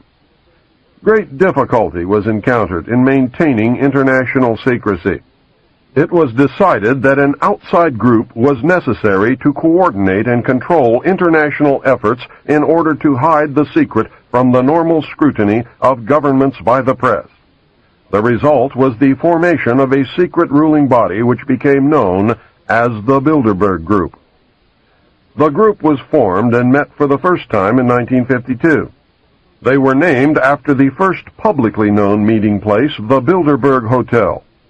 That public meeting took place in 1954.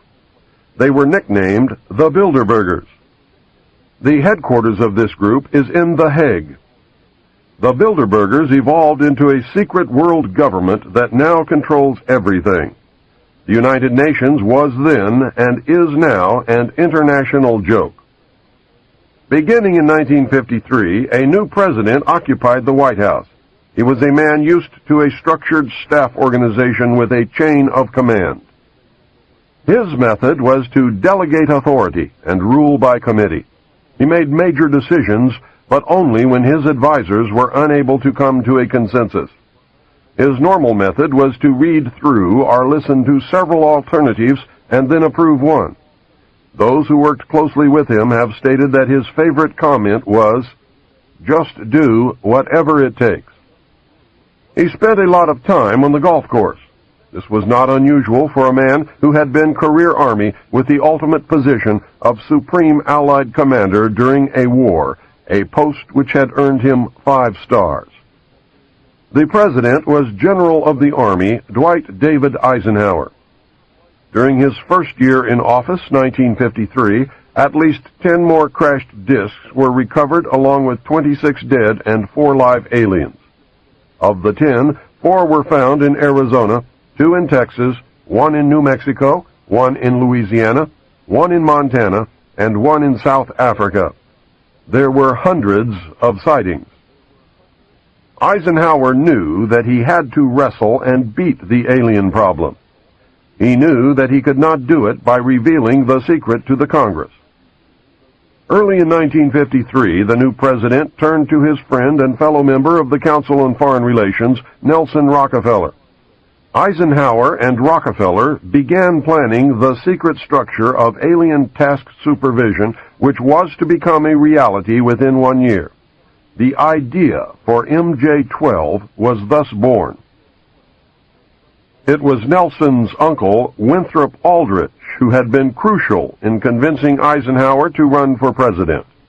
The whole Rockefeller family, and with them, the Rockefeller empire, had solidly backed Ike.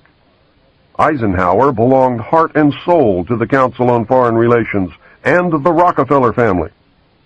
Asking Rockefeller for help with the alien problem was to be the biggest mistake Eisenhower ever made for the future of the United States and maybe for humanity. Within 1 week of Eisenhower's election, he had appointed Nelson Rockefeller chairman of a Presidential Advisory Committee on Government Organization. Rockefeller was responsible for planning the reorganization of the government, something he had dreamed of for many years. New Deal programs went into one single cabinet position called the Department of Health, Education, and Welfare. When the Congress approved the new cabinet position in April 1953, Nelson was named to the post of Undersecretary to Ovida Culp Hobby. In 1953, astronomers discovered large objects in space which were tracked moving toward the Earth. It was first believed that they were asteroids. Later evidence proved that the objects could only be spaceships. Project Sigma intercepted alien radio communications.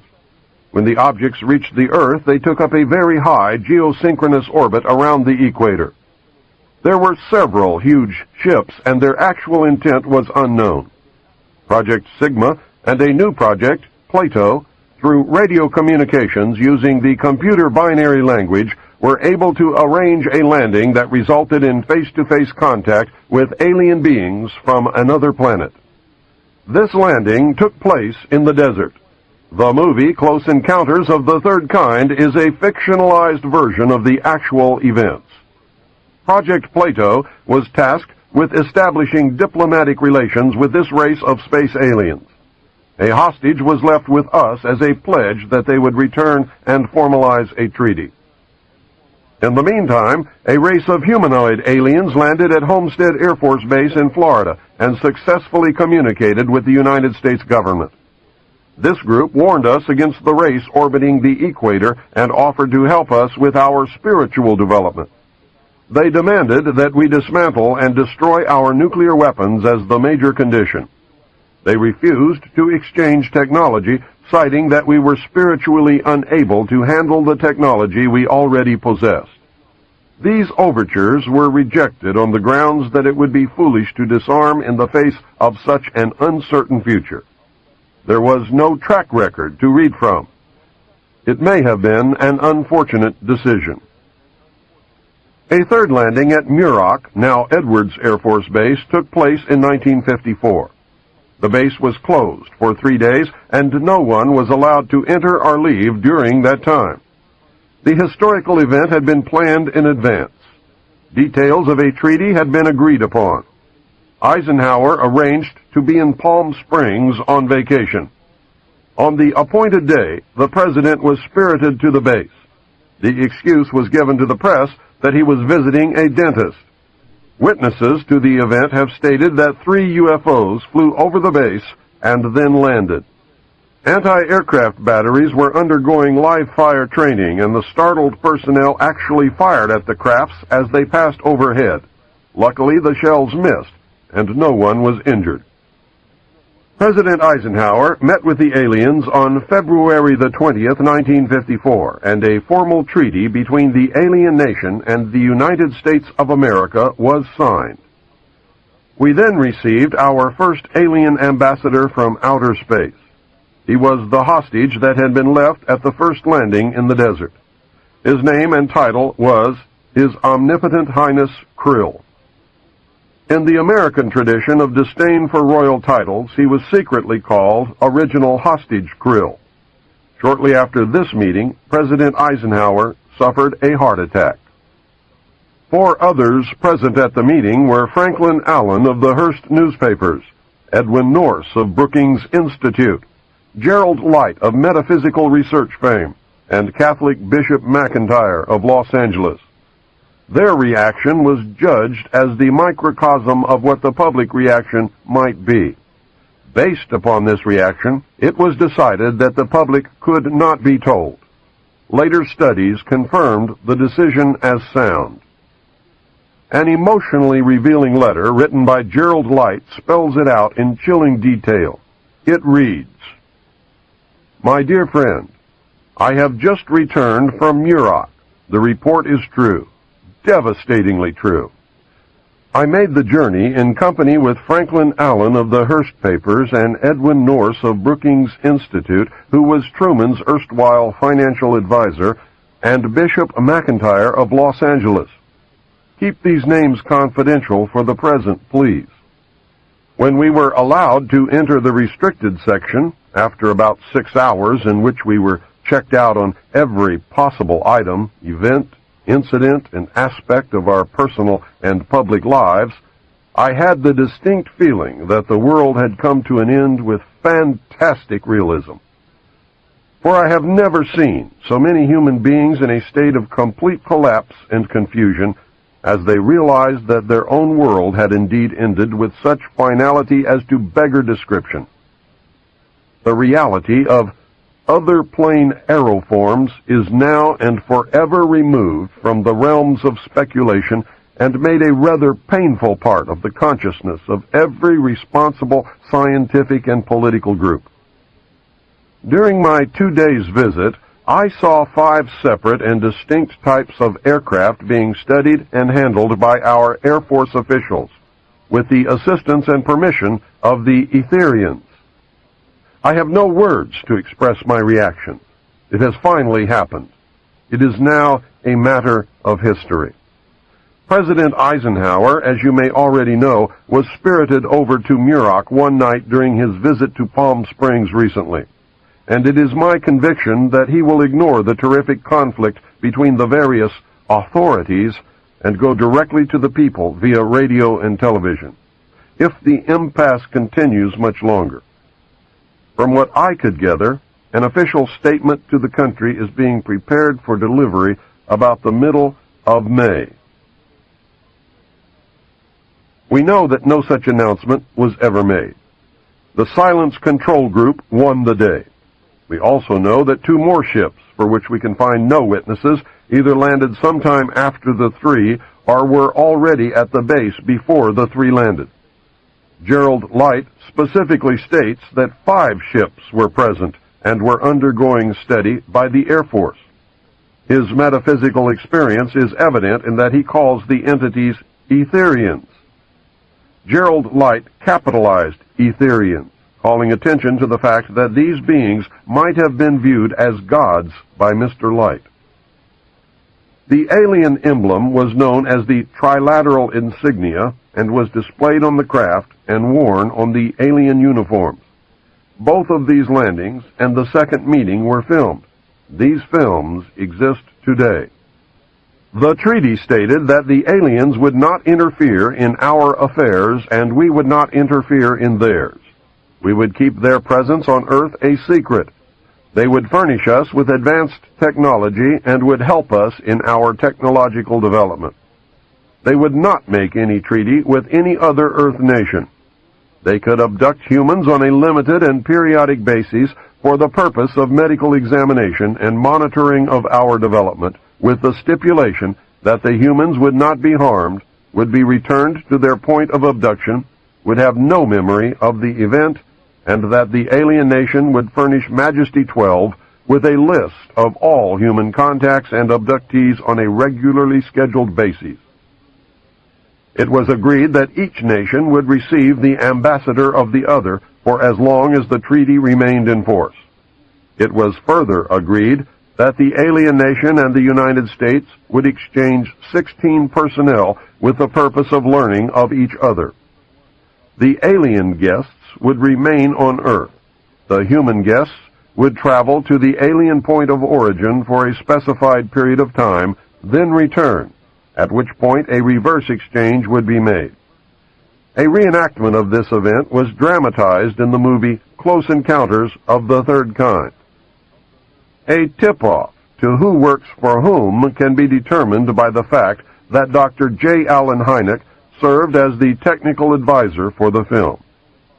I noticed that the top-secret report containing the official version of the truth of the alien question, entitled Project Grudge, which I read while in the Navy, was co-authored by Lieutenant Colonel Friend and Dr. J. Allen Hynek, who was cited as a Central Intelligence Agency asset attached to Project Grudge. Dr. Hynek, the one who debunked many legitimate UFO incidents when he functioned as the scientific member of the very public Project Blue Book. Dr. Hynek is the man responsible for the infamous "it was only swamp gas" statement. It was agreed that bases would be constructed underground for the use of the alien nation, and that 2 bases would be constructed for the joint use of the alien nation and the United States government. Exchange of technology would take place in the jointly occupied bases. These alien bases would be constructed under Indian reservations in the Four Corners area of Utah, Colorado, New Mexico, and Arizona, and one would be constructed in an area known as Dreamland. Dreamland was built in the Mojave Desert near or in a place called Yucca. I cannot remember if it was Yucca Valley, Yucca Flat, or Yucca Proving Ground, but Yucca Valley is what I always seem to want to say. More UFO sightings and incidents occur in the Mojave Desert of California than any other place in the world. So many, in fact, that no one even bothers to make reports. Anyone who ventures into the desert to talk to the residents will be astounded by the frequency of activity and with the degree of acceptance demonstrated by those who have come to regard UFOs as normal. This is the end of side 3. Please fast forward the cassette to the end and turn over to play side 4.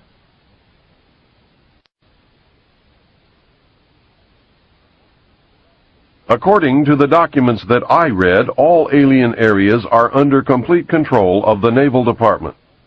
All personnel who work in these complexes receive their checks from the Navy through a subcontractor. The checks never make reference to the government or the Navy. Construction of the bases began immediately, but progress was slow. Large amounts of money were made available in 1957. Work continued on the Yellow Book. Project Red Light was formed, and experimentation in test-flying alien craft was begun in earnest. A super top-secret facility was built at Groom Lake in Nevada in the midst of the weapons test range. It was codenamed Area 51. The installation was placed under the Department of the Navy, and all personnel required a Q clearance as well as executive approval. This is ironic due to the fact that the President of the United States does not have clearance to visit this site. The alien base and exchange of technology actually took place in an area codenamed Dreamland above ground, and the underground portion was dubbed the Dark Side of the Moon. According to the documentation that I read, at least 600 alien beings actually resided full-time at this site, along with an unknown number of scientists and CIA personnel. Due to the fear of implantation, only certain people were allowed to interface with the alien beings, and those personnel were and are watched and monitored continuously. The Army was tasked to form a super-secret organization to furnish security for the alien task projects. This organization became the National Reconnaissance Organization based at Fort Carson, Colorado. The specific teams trained to secure the projects were called Delta. Lieutenant Colonel James Bogreitz was a Delta Force commander. A second project, codenamed Snowbird, was promulgated to explain away any sightings of the red light crafts as being Air Force experiments. The Snowbird crafts were manufactured using conventional technology and were flown for the press on several occasions. Project Snowbird was also used to debunk legitimate public sightings of alien craft. Project Snowbird was very successful, and reports from the public declined steadily until recent years. A multi-million-dollar secret fund was organized and kept by the military office of the White House. This fund was used to build over 75 deep underground facilities. Presidents who asked were told the fund was used to build deep underground shelters for the president in case of war. Only a few were built for the president. Millions of dollars were used to build top-secret alien bases as well as top-secret dumb, deep underground military bases. President Johnson used this fund to build a movie theater and pave the road on his ranch. He had no idea of its true purpose. The secret White House Underground Construction Fund was set up in 1957 by President Eisenhower. The funding was obtained from Congress under the guise of construction and maintenance of secret sites where the president could be taken in case of military attack, presidential emergency sites. The sites are literally holes in the ground deep enough to withstand a nuclear blast and are outfitted with state-of-the-art communications equipment. To date, there are more than 75 sites spread around the country which were built using the money from this fund. The Atomic Energy Commission has built at least an additional 22 underground sites.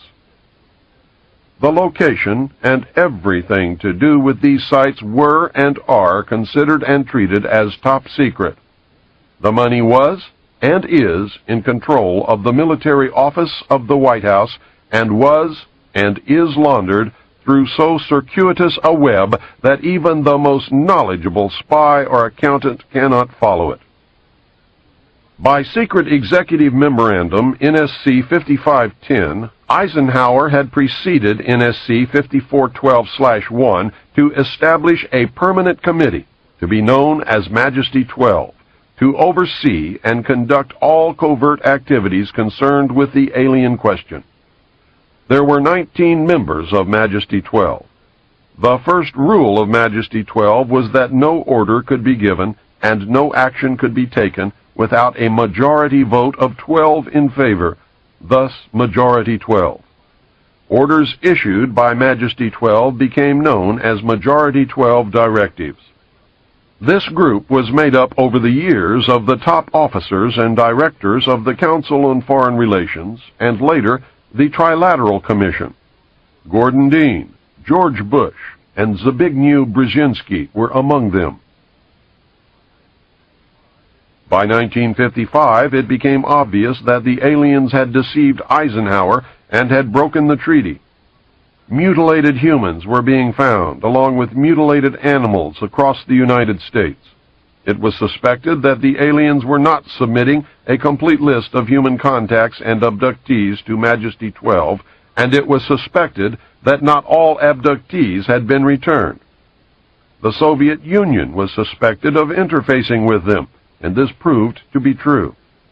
The aliens stated that they had been and were then manipulating masses of people through secret societies, witchcraft, magic, the occult, and religion. You must understand that this claim could also be a manipulation. After several Air Force combat air engagements with alien craft, it also became apparent that our weapons were no match against them.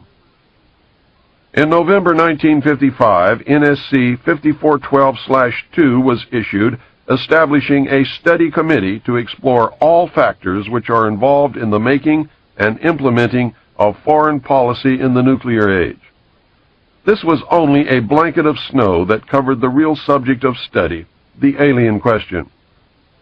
By secret executive memorandum, NSC 5511 in 1954, President Eisenhower had commissioned the study group to examine all the facts, evidence, lies, and deception, and discover the truth of the alien question. A major finding of the alien study was that the public could not be told.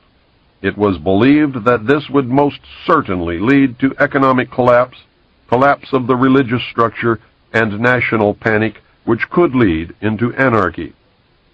Secrecy thus continued. An offshoot of this finding was that if the public could not be told, Congress could not be told. Funding for the projects and research would have to come from outside the government. In the meantime, money was to be obtained from the military budget and from Central Intelligence Agency confidential, non-appropriated funds. Another major finding was that the aliens were using humans and animals for a source of glandular secretions, enzymes, hormonal secretions, blood plasma, and possibly in genetic experiments.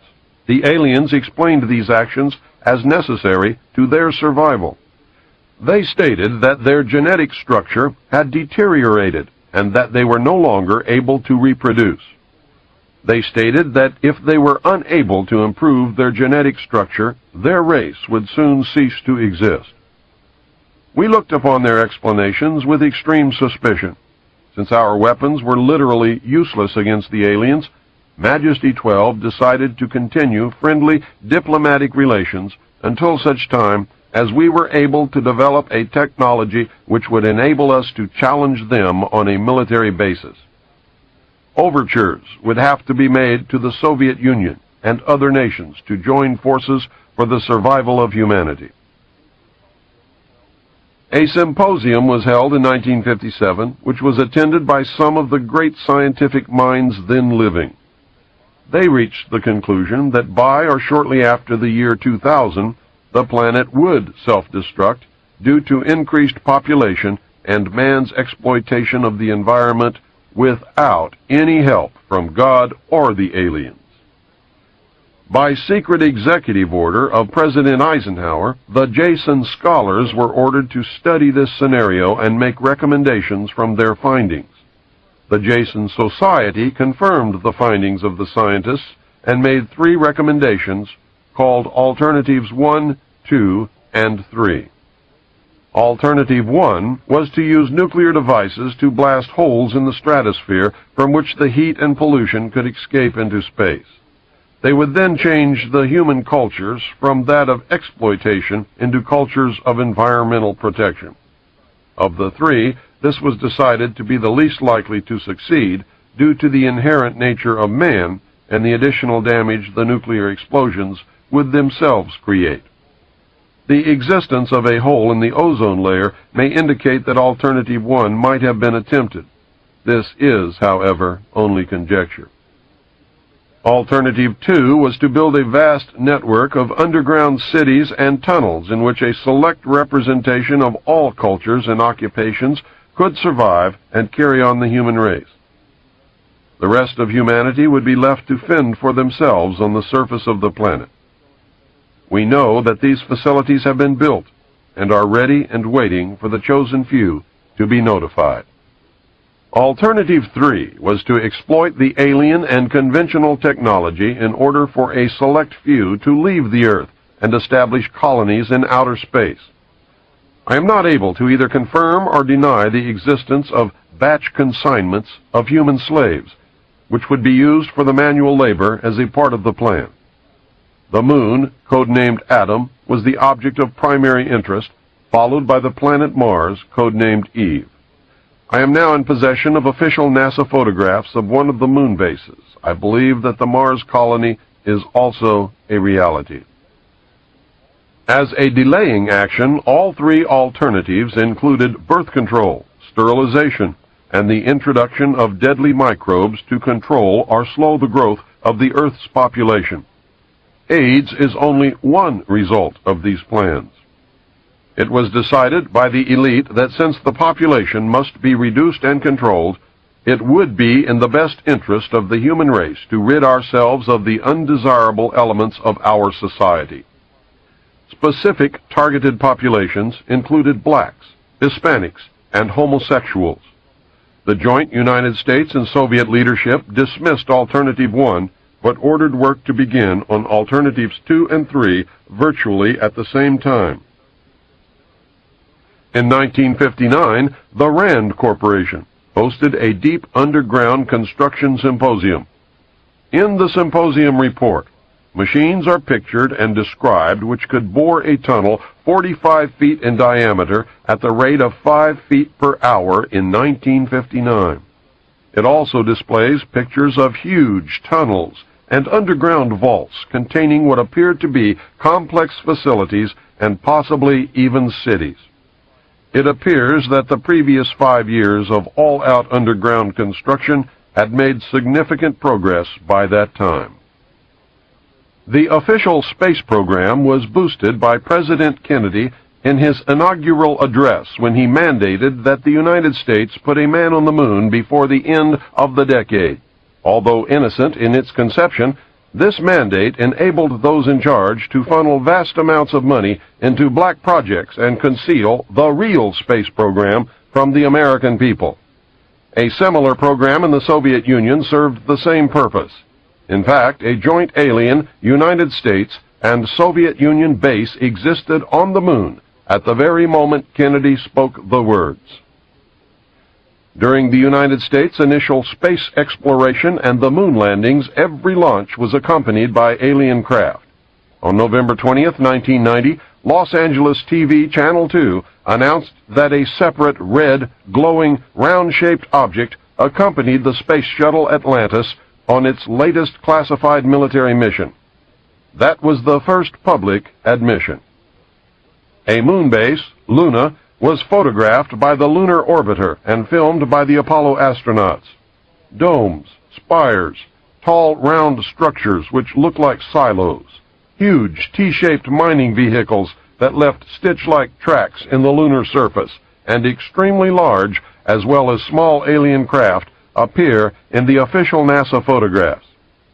It is a joint United States and Soviet base. The space program is a farce and an unbelievable waste of money. Alternative 3 is a reality. It is not science fiction. Since our interaction with the aliens began, we have come into possession of technology beyond our wildest dreams. We currently have and fly atomic-powered anti-gravity type craft in Nevada. Our pilots have made interplanetary voyages in these craft and have been to the Moon, Mars, and other planets. We have been lied to about the true nature of the Moon, the planets, Mars, and Venus, and the real state of technology that we possess today at this very moment. There are areas on the Moon where plant life grows and even changes color with the seasons. This seasonal effect is because the Moon does not, as claimed, always present the exact same side to the Earth or the Sun. The Moon has several man-made lakes and ponds upon its surface, and clouds have been observed and filmed in its atmosphere. It possesses a gravitational field, and man can walk upon its surface without a spacesuit, breathing from an oxygen bottle after undergoing decompression, the same as any deep-sea diver. I have the official NASA photographs. Some of them were published in the books We Discovered Alien Bases on the Moon by Fred Steckling and Someone Else is on the Moon.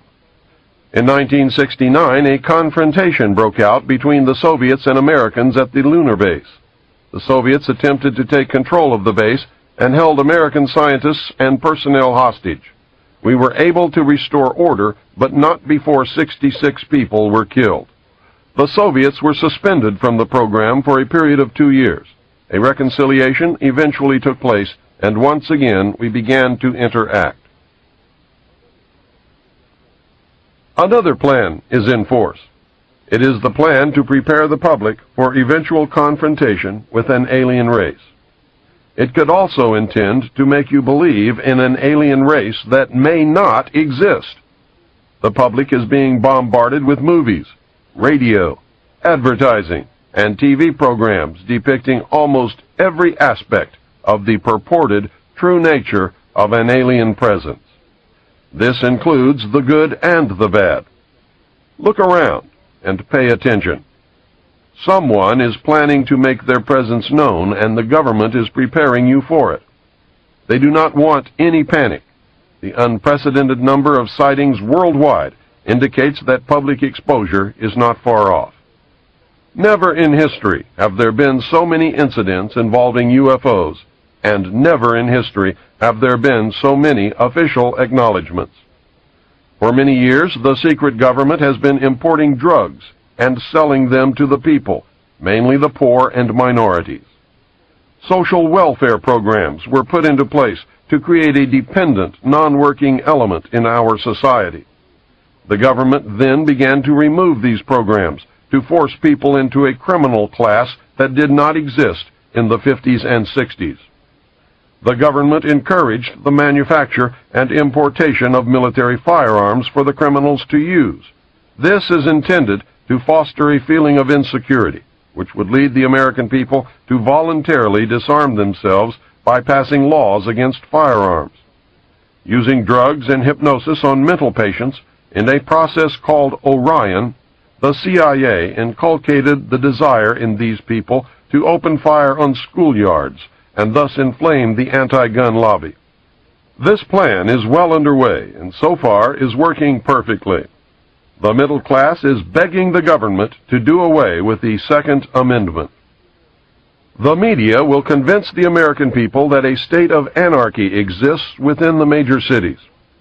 When public opinion has been won to this idea, they intend to state that a terrorist group armed with a nuclear weapon has entered the United States and that they plan to detonate this device in one of our cities. The government will then suspend the Constitution and declare martial law. The secret alien army of implanted humans and all dissidents, which translates into anyone they choose, will be rounded up and placed in the 1-mile square concentration camps which already exist. Are the people whom they intend to place in these concentration camps destined to make up the reported batch consignments of slave labor needed by the space colonies? The media, radio, TV, newspapers, and computer networks will be nationalized and seized. Anyone who resists will be taken or killed. This entire operation was rehearsed by the government and military in 1984 under the code name Rex 84 Alpha, and it went off without a hitch. When these events have transpired, the secret government and/or alien takeover will be complete. Your freedom will never be returned, and you will live in slavery for the remainder of your life. You had better wake up, and you had better do it now. The conclusions are inescapable. 1. The secret power structure may believe that by our own ignorance or by divine decree, planet Earth will self-destruct sometime in the near future. These men sincerely believe that they are doing the right thing in their attempt to save the human race. It is terribly ironic that they have been forced to take as their partner an alien race which is itself engaged in a monumental struggle for survival. Many moral and legal compromises may have been made in this joint effort. These compromises were made in error and must be corrected. Those responsible should be brought to account for their actions. I can understand the fear and urgency that must have been instrumental in the decision not to tell the public. Obviously, I disagree with that decision. Throughout history, small but powerful groups of men have consistently felt that they alone were capable of deciding the fates of millions. Throughout history, they have been wrong. This great nation owes its very existence to the principles of freedom and democracy. I believe with all my heart that the United States of America cannot and will not succeed in any effort that ignores those principles. Full disclosure to the public should be made, and we should proceed to save the human race together. 2.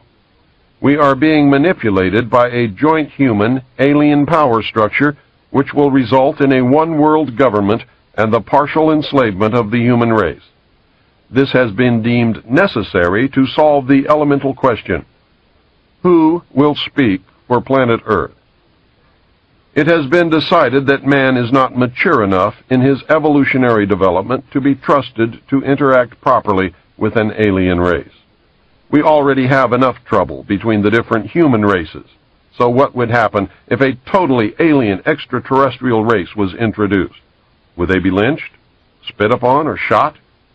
Would discrimination result in nasty encounters that would doom humanity as a result of the aliens' obviously superior technology? Have our leaders decided to lock us in the playpen? The only way to prevent this scenario from taking place is to cause an evolutionary leap in consciousness, a paradigm shift for the entire human race. I have no idea how it can be done, but I know that it desperately needs to be done. It needs to be done very quickly and very quietly. 3. The government has been totally deceived, and we are being manipulated by an alien power, which will result in the total enslavement and/or destruction of the human race. We must use any and every means available to prevent this from happening. 4. If none of this is true, something else may be happening which is beyond our ability to understand at this moment. We must force disclosure of all of the facts, discover the truth, and act upon it. The situation in which we find ourselves is due to our own actions or inactions over the last 44 years. Because it is our own fault, we are the only ones who can change future events. Education seems to me to be a major part of the solution. The remaining part is the abolition of secrecy. And 5, there is always the possibility that I was used, that the whole alien scenario is the greatest hoax in history, designed to create an alien enemy from outer space in order to expedite the formation of a one-world government. I have found evidence that this could be true. Through ignorance or misplaced trust, we as a people have abdicated our role as the watchdog of our government. Our government was founded of the people, for the people, by the people. There was no mention or intent ever to abdicate our role and place our total trust in a handful of men who meet secretly to decide our fate. In fact, the structure of our government was designed to prevent that from ever happening. If we had done our jobs as citizens, we would never have reached this point. Most of us are completely ignorant as to even the most basic functions of our government. We have truly become a nation of sheep. And sheep are always eventually led to slaughter. It is time to stand up in the manner of our forefathers and walk like men. You must understand that, real or not, the purported presence of aliens have been used to neutralize certain widely different segments of the population. Don't worry, the benevolent Space Brothers will save you. It can also be used to fill the need for an extraterrestrial threat to justify the formation of a new world order. The aliens are eating us. The most important information that you need to determine your future actions is that this new world order calls for the destruction of the sovereignty of nations, including the United States. The new world order cannot and will not allow our Constitution to continue to exist. The New World Order will be a totalitarian socialist system. We will be slaves shackled to a cashless system of economic control.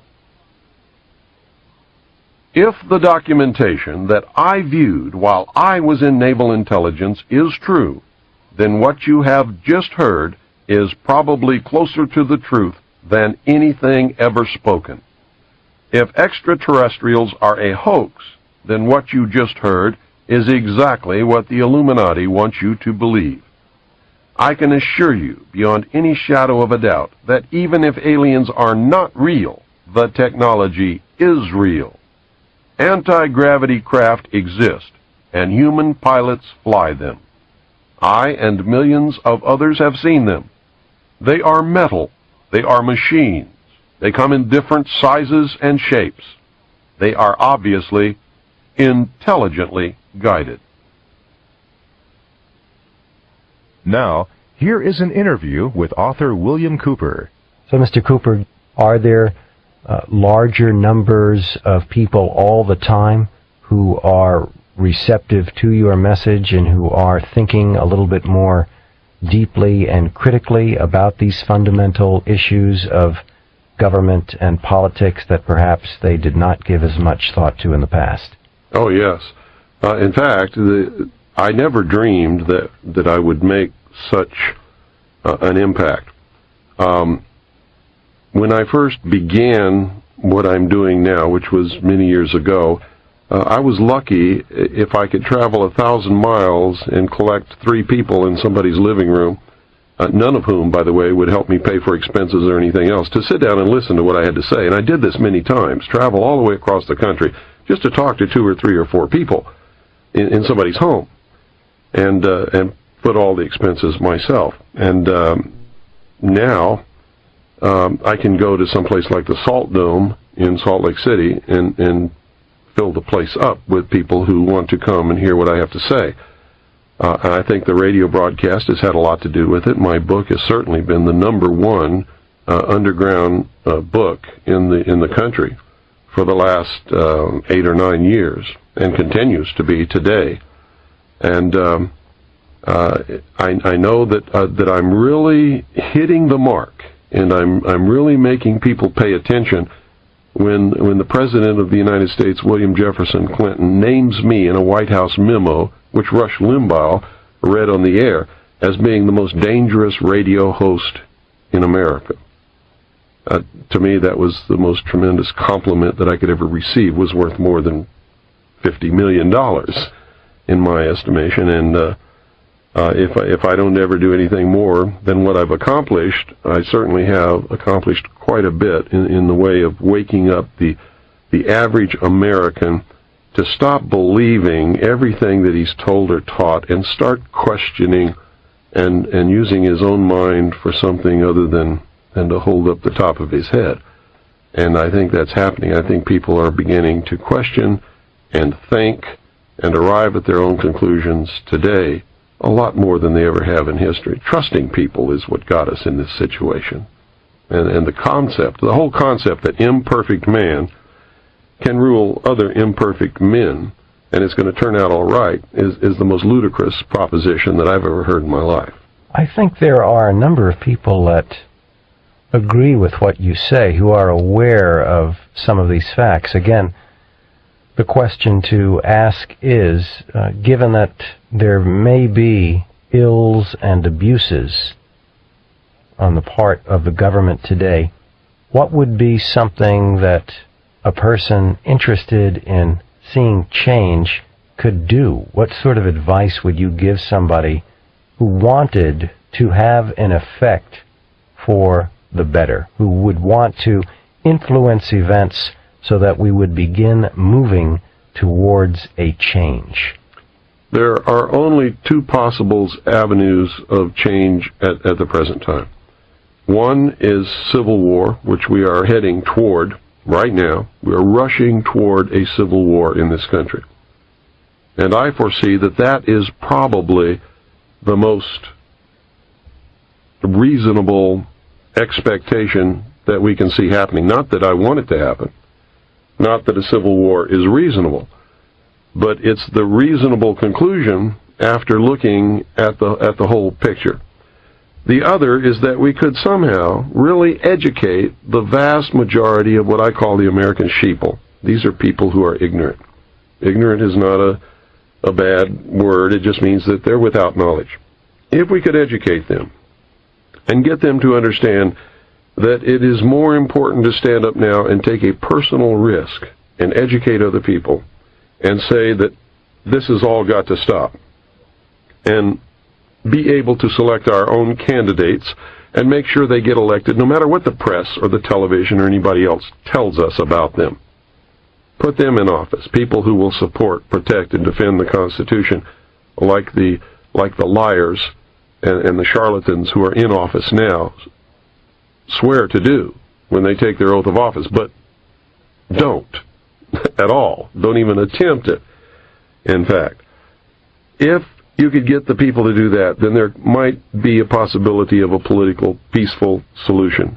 But I can tell you right there that that's not going to happen. It's not going to happen in your wildest dreams, because most people spend the first 21 years of their life trying to get away from daddy and get away from home and become responsible and have their own responsibility in life.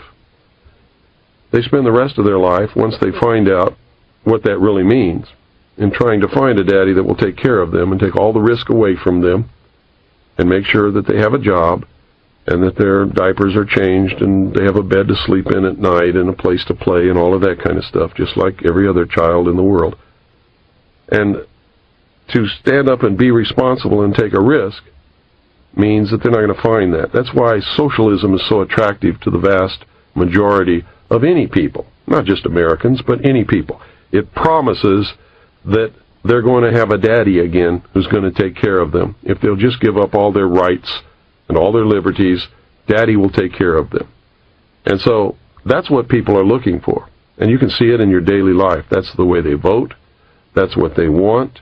They don't want to take personal responsibility. They don't want to take a risk. They're afraid of getting on a list. I've had people tell me to my face, Bill, I know all about this stuff, but I can't help you because I don't want to get on anybody's list. Is it different anywhere else then, Bill? Because this question brings me to something I wanted to ask you anyway, and that is, in looking over other countries in the world, do you find any other countries with social or political models, even if it's only some aspect of their system, that you find worth emulating in other countries? Any other country or countries that you think go about the political process or the social contract, if you will, in a way superior to the United States?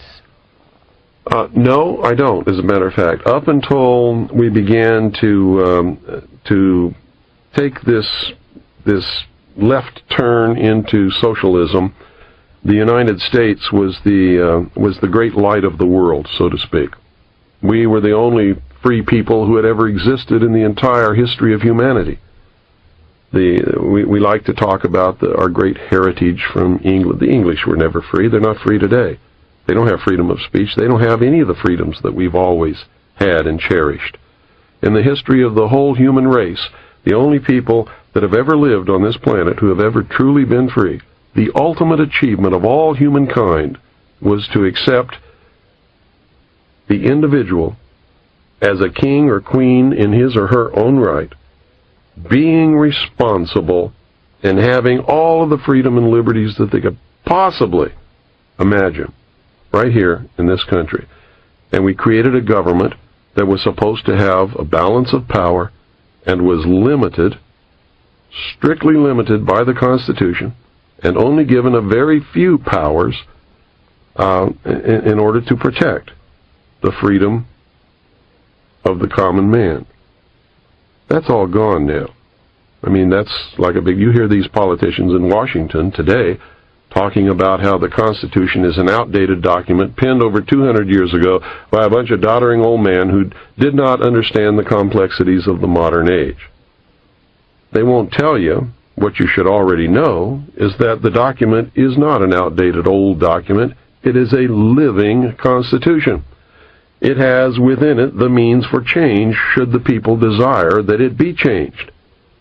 But the people don't desire that, so they just go ahead and throw it in the trash can anyway and go about their business doing anything that they want to do, while Joe Blow on the street doesn't even know that it's happening because he's never read the document that guarantees his freedom in his whole life. So, Mr. Cooper, given the controversial nature of so many of the things that you have studied with regard to government and the law and the abuses thereof, tell us a little bit about how it has affected your personal life. You're a family man with 2 children. What kind of impact has the work you've done had on your family? Well, that's quite an interesting question, and that doesn't get asked very much. But it's had a tremendous effect. If you want to find out how quickly society can turn against one, and I'm talking seriously here, stand up and tell the truth about just anything that you want to stand up and tell the truth about. It scares the living daylights out of everyone. And so the first thing that happens is you find out who your friends are and who your friends are not, because there's a great weeding out there. And it's not anything that you do on your part or that I've done on my part. They just disappear. And you find very quickly that people are afraid to be around you because they can see the government being upset about what you're talking about, and they can see repercussions coming, and of course they have happened and will continue to happen. And ultimately, I really believe that there will be some kind of a terminal point where they decide that they're not just not going to put up with this pest anymore, and that's going to be the end of me. We have been literally financially in the ditch. We have found it impossible to get any kind of a normal job with anyone who knows anything about what I do. It's you can't go to church, you can't go to cocktail parties because everybody else is sitting around talking about the weather, or, oh, what school did you go to? And when you have done the research and arrived at some of the answers that I know to be true now, those people become like kindergarten children. They're not in the real world, and I can't engage in that kind of a conversation. So you really find yourself in another world that has nothing to do with all of the rest of the people who are running around engaged in their activities that they think are so important then. And to them, they really are. But to me, they've lost the reality of what really is important, and they're about to lose their freedom to even discover those things at this point. May I ask you a last question, and that is, how would you like to be seen or remembered in future years when people look back and you think about the thrust of your work? What is it that you would like to be best remembered for?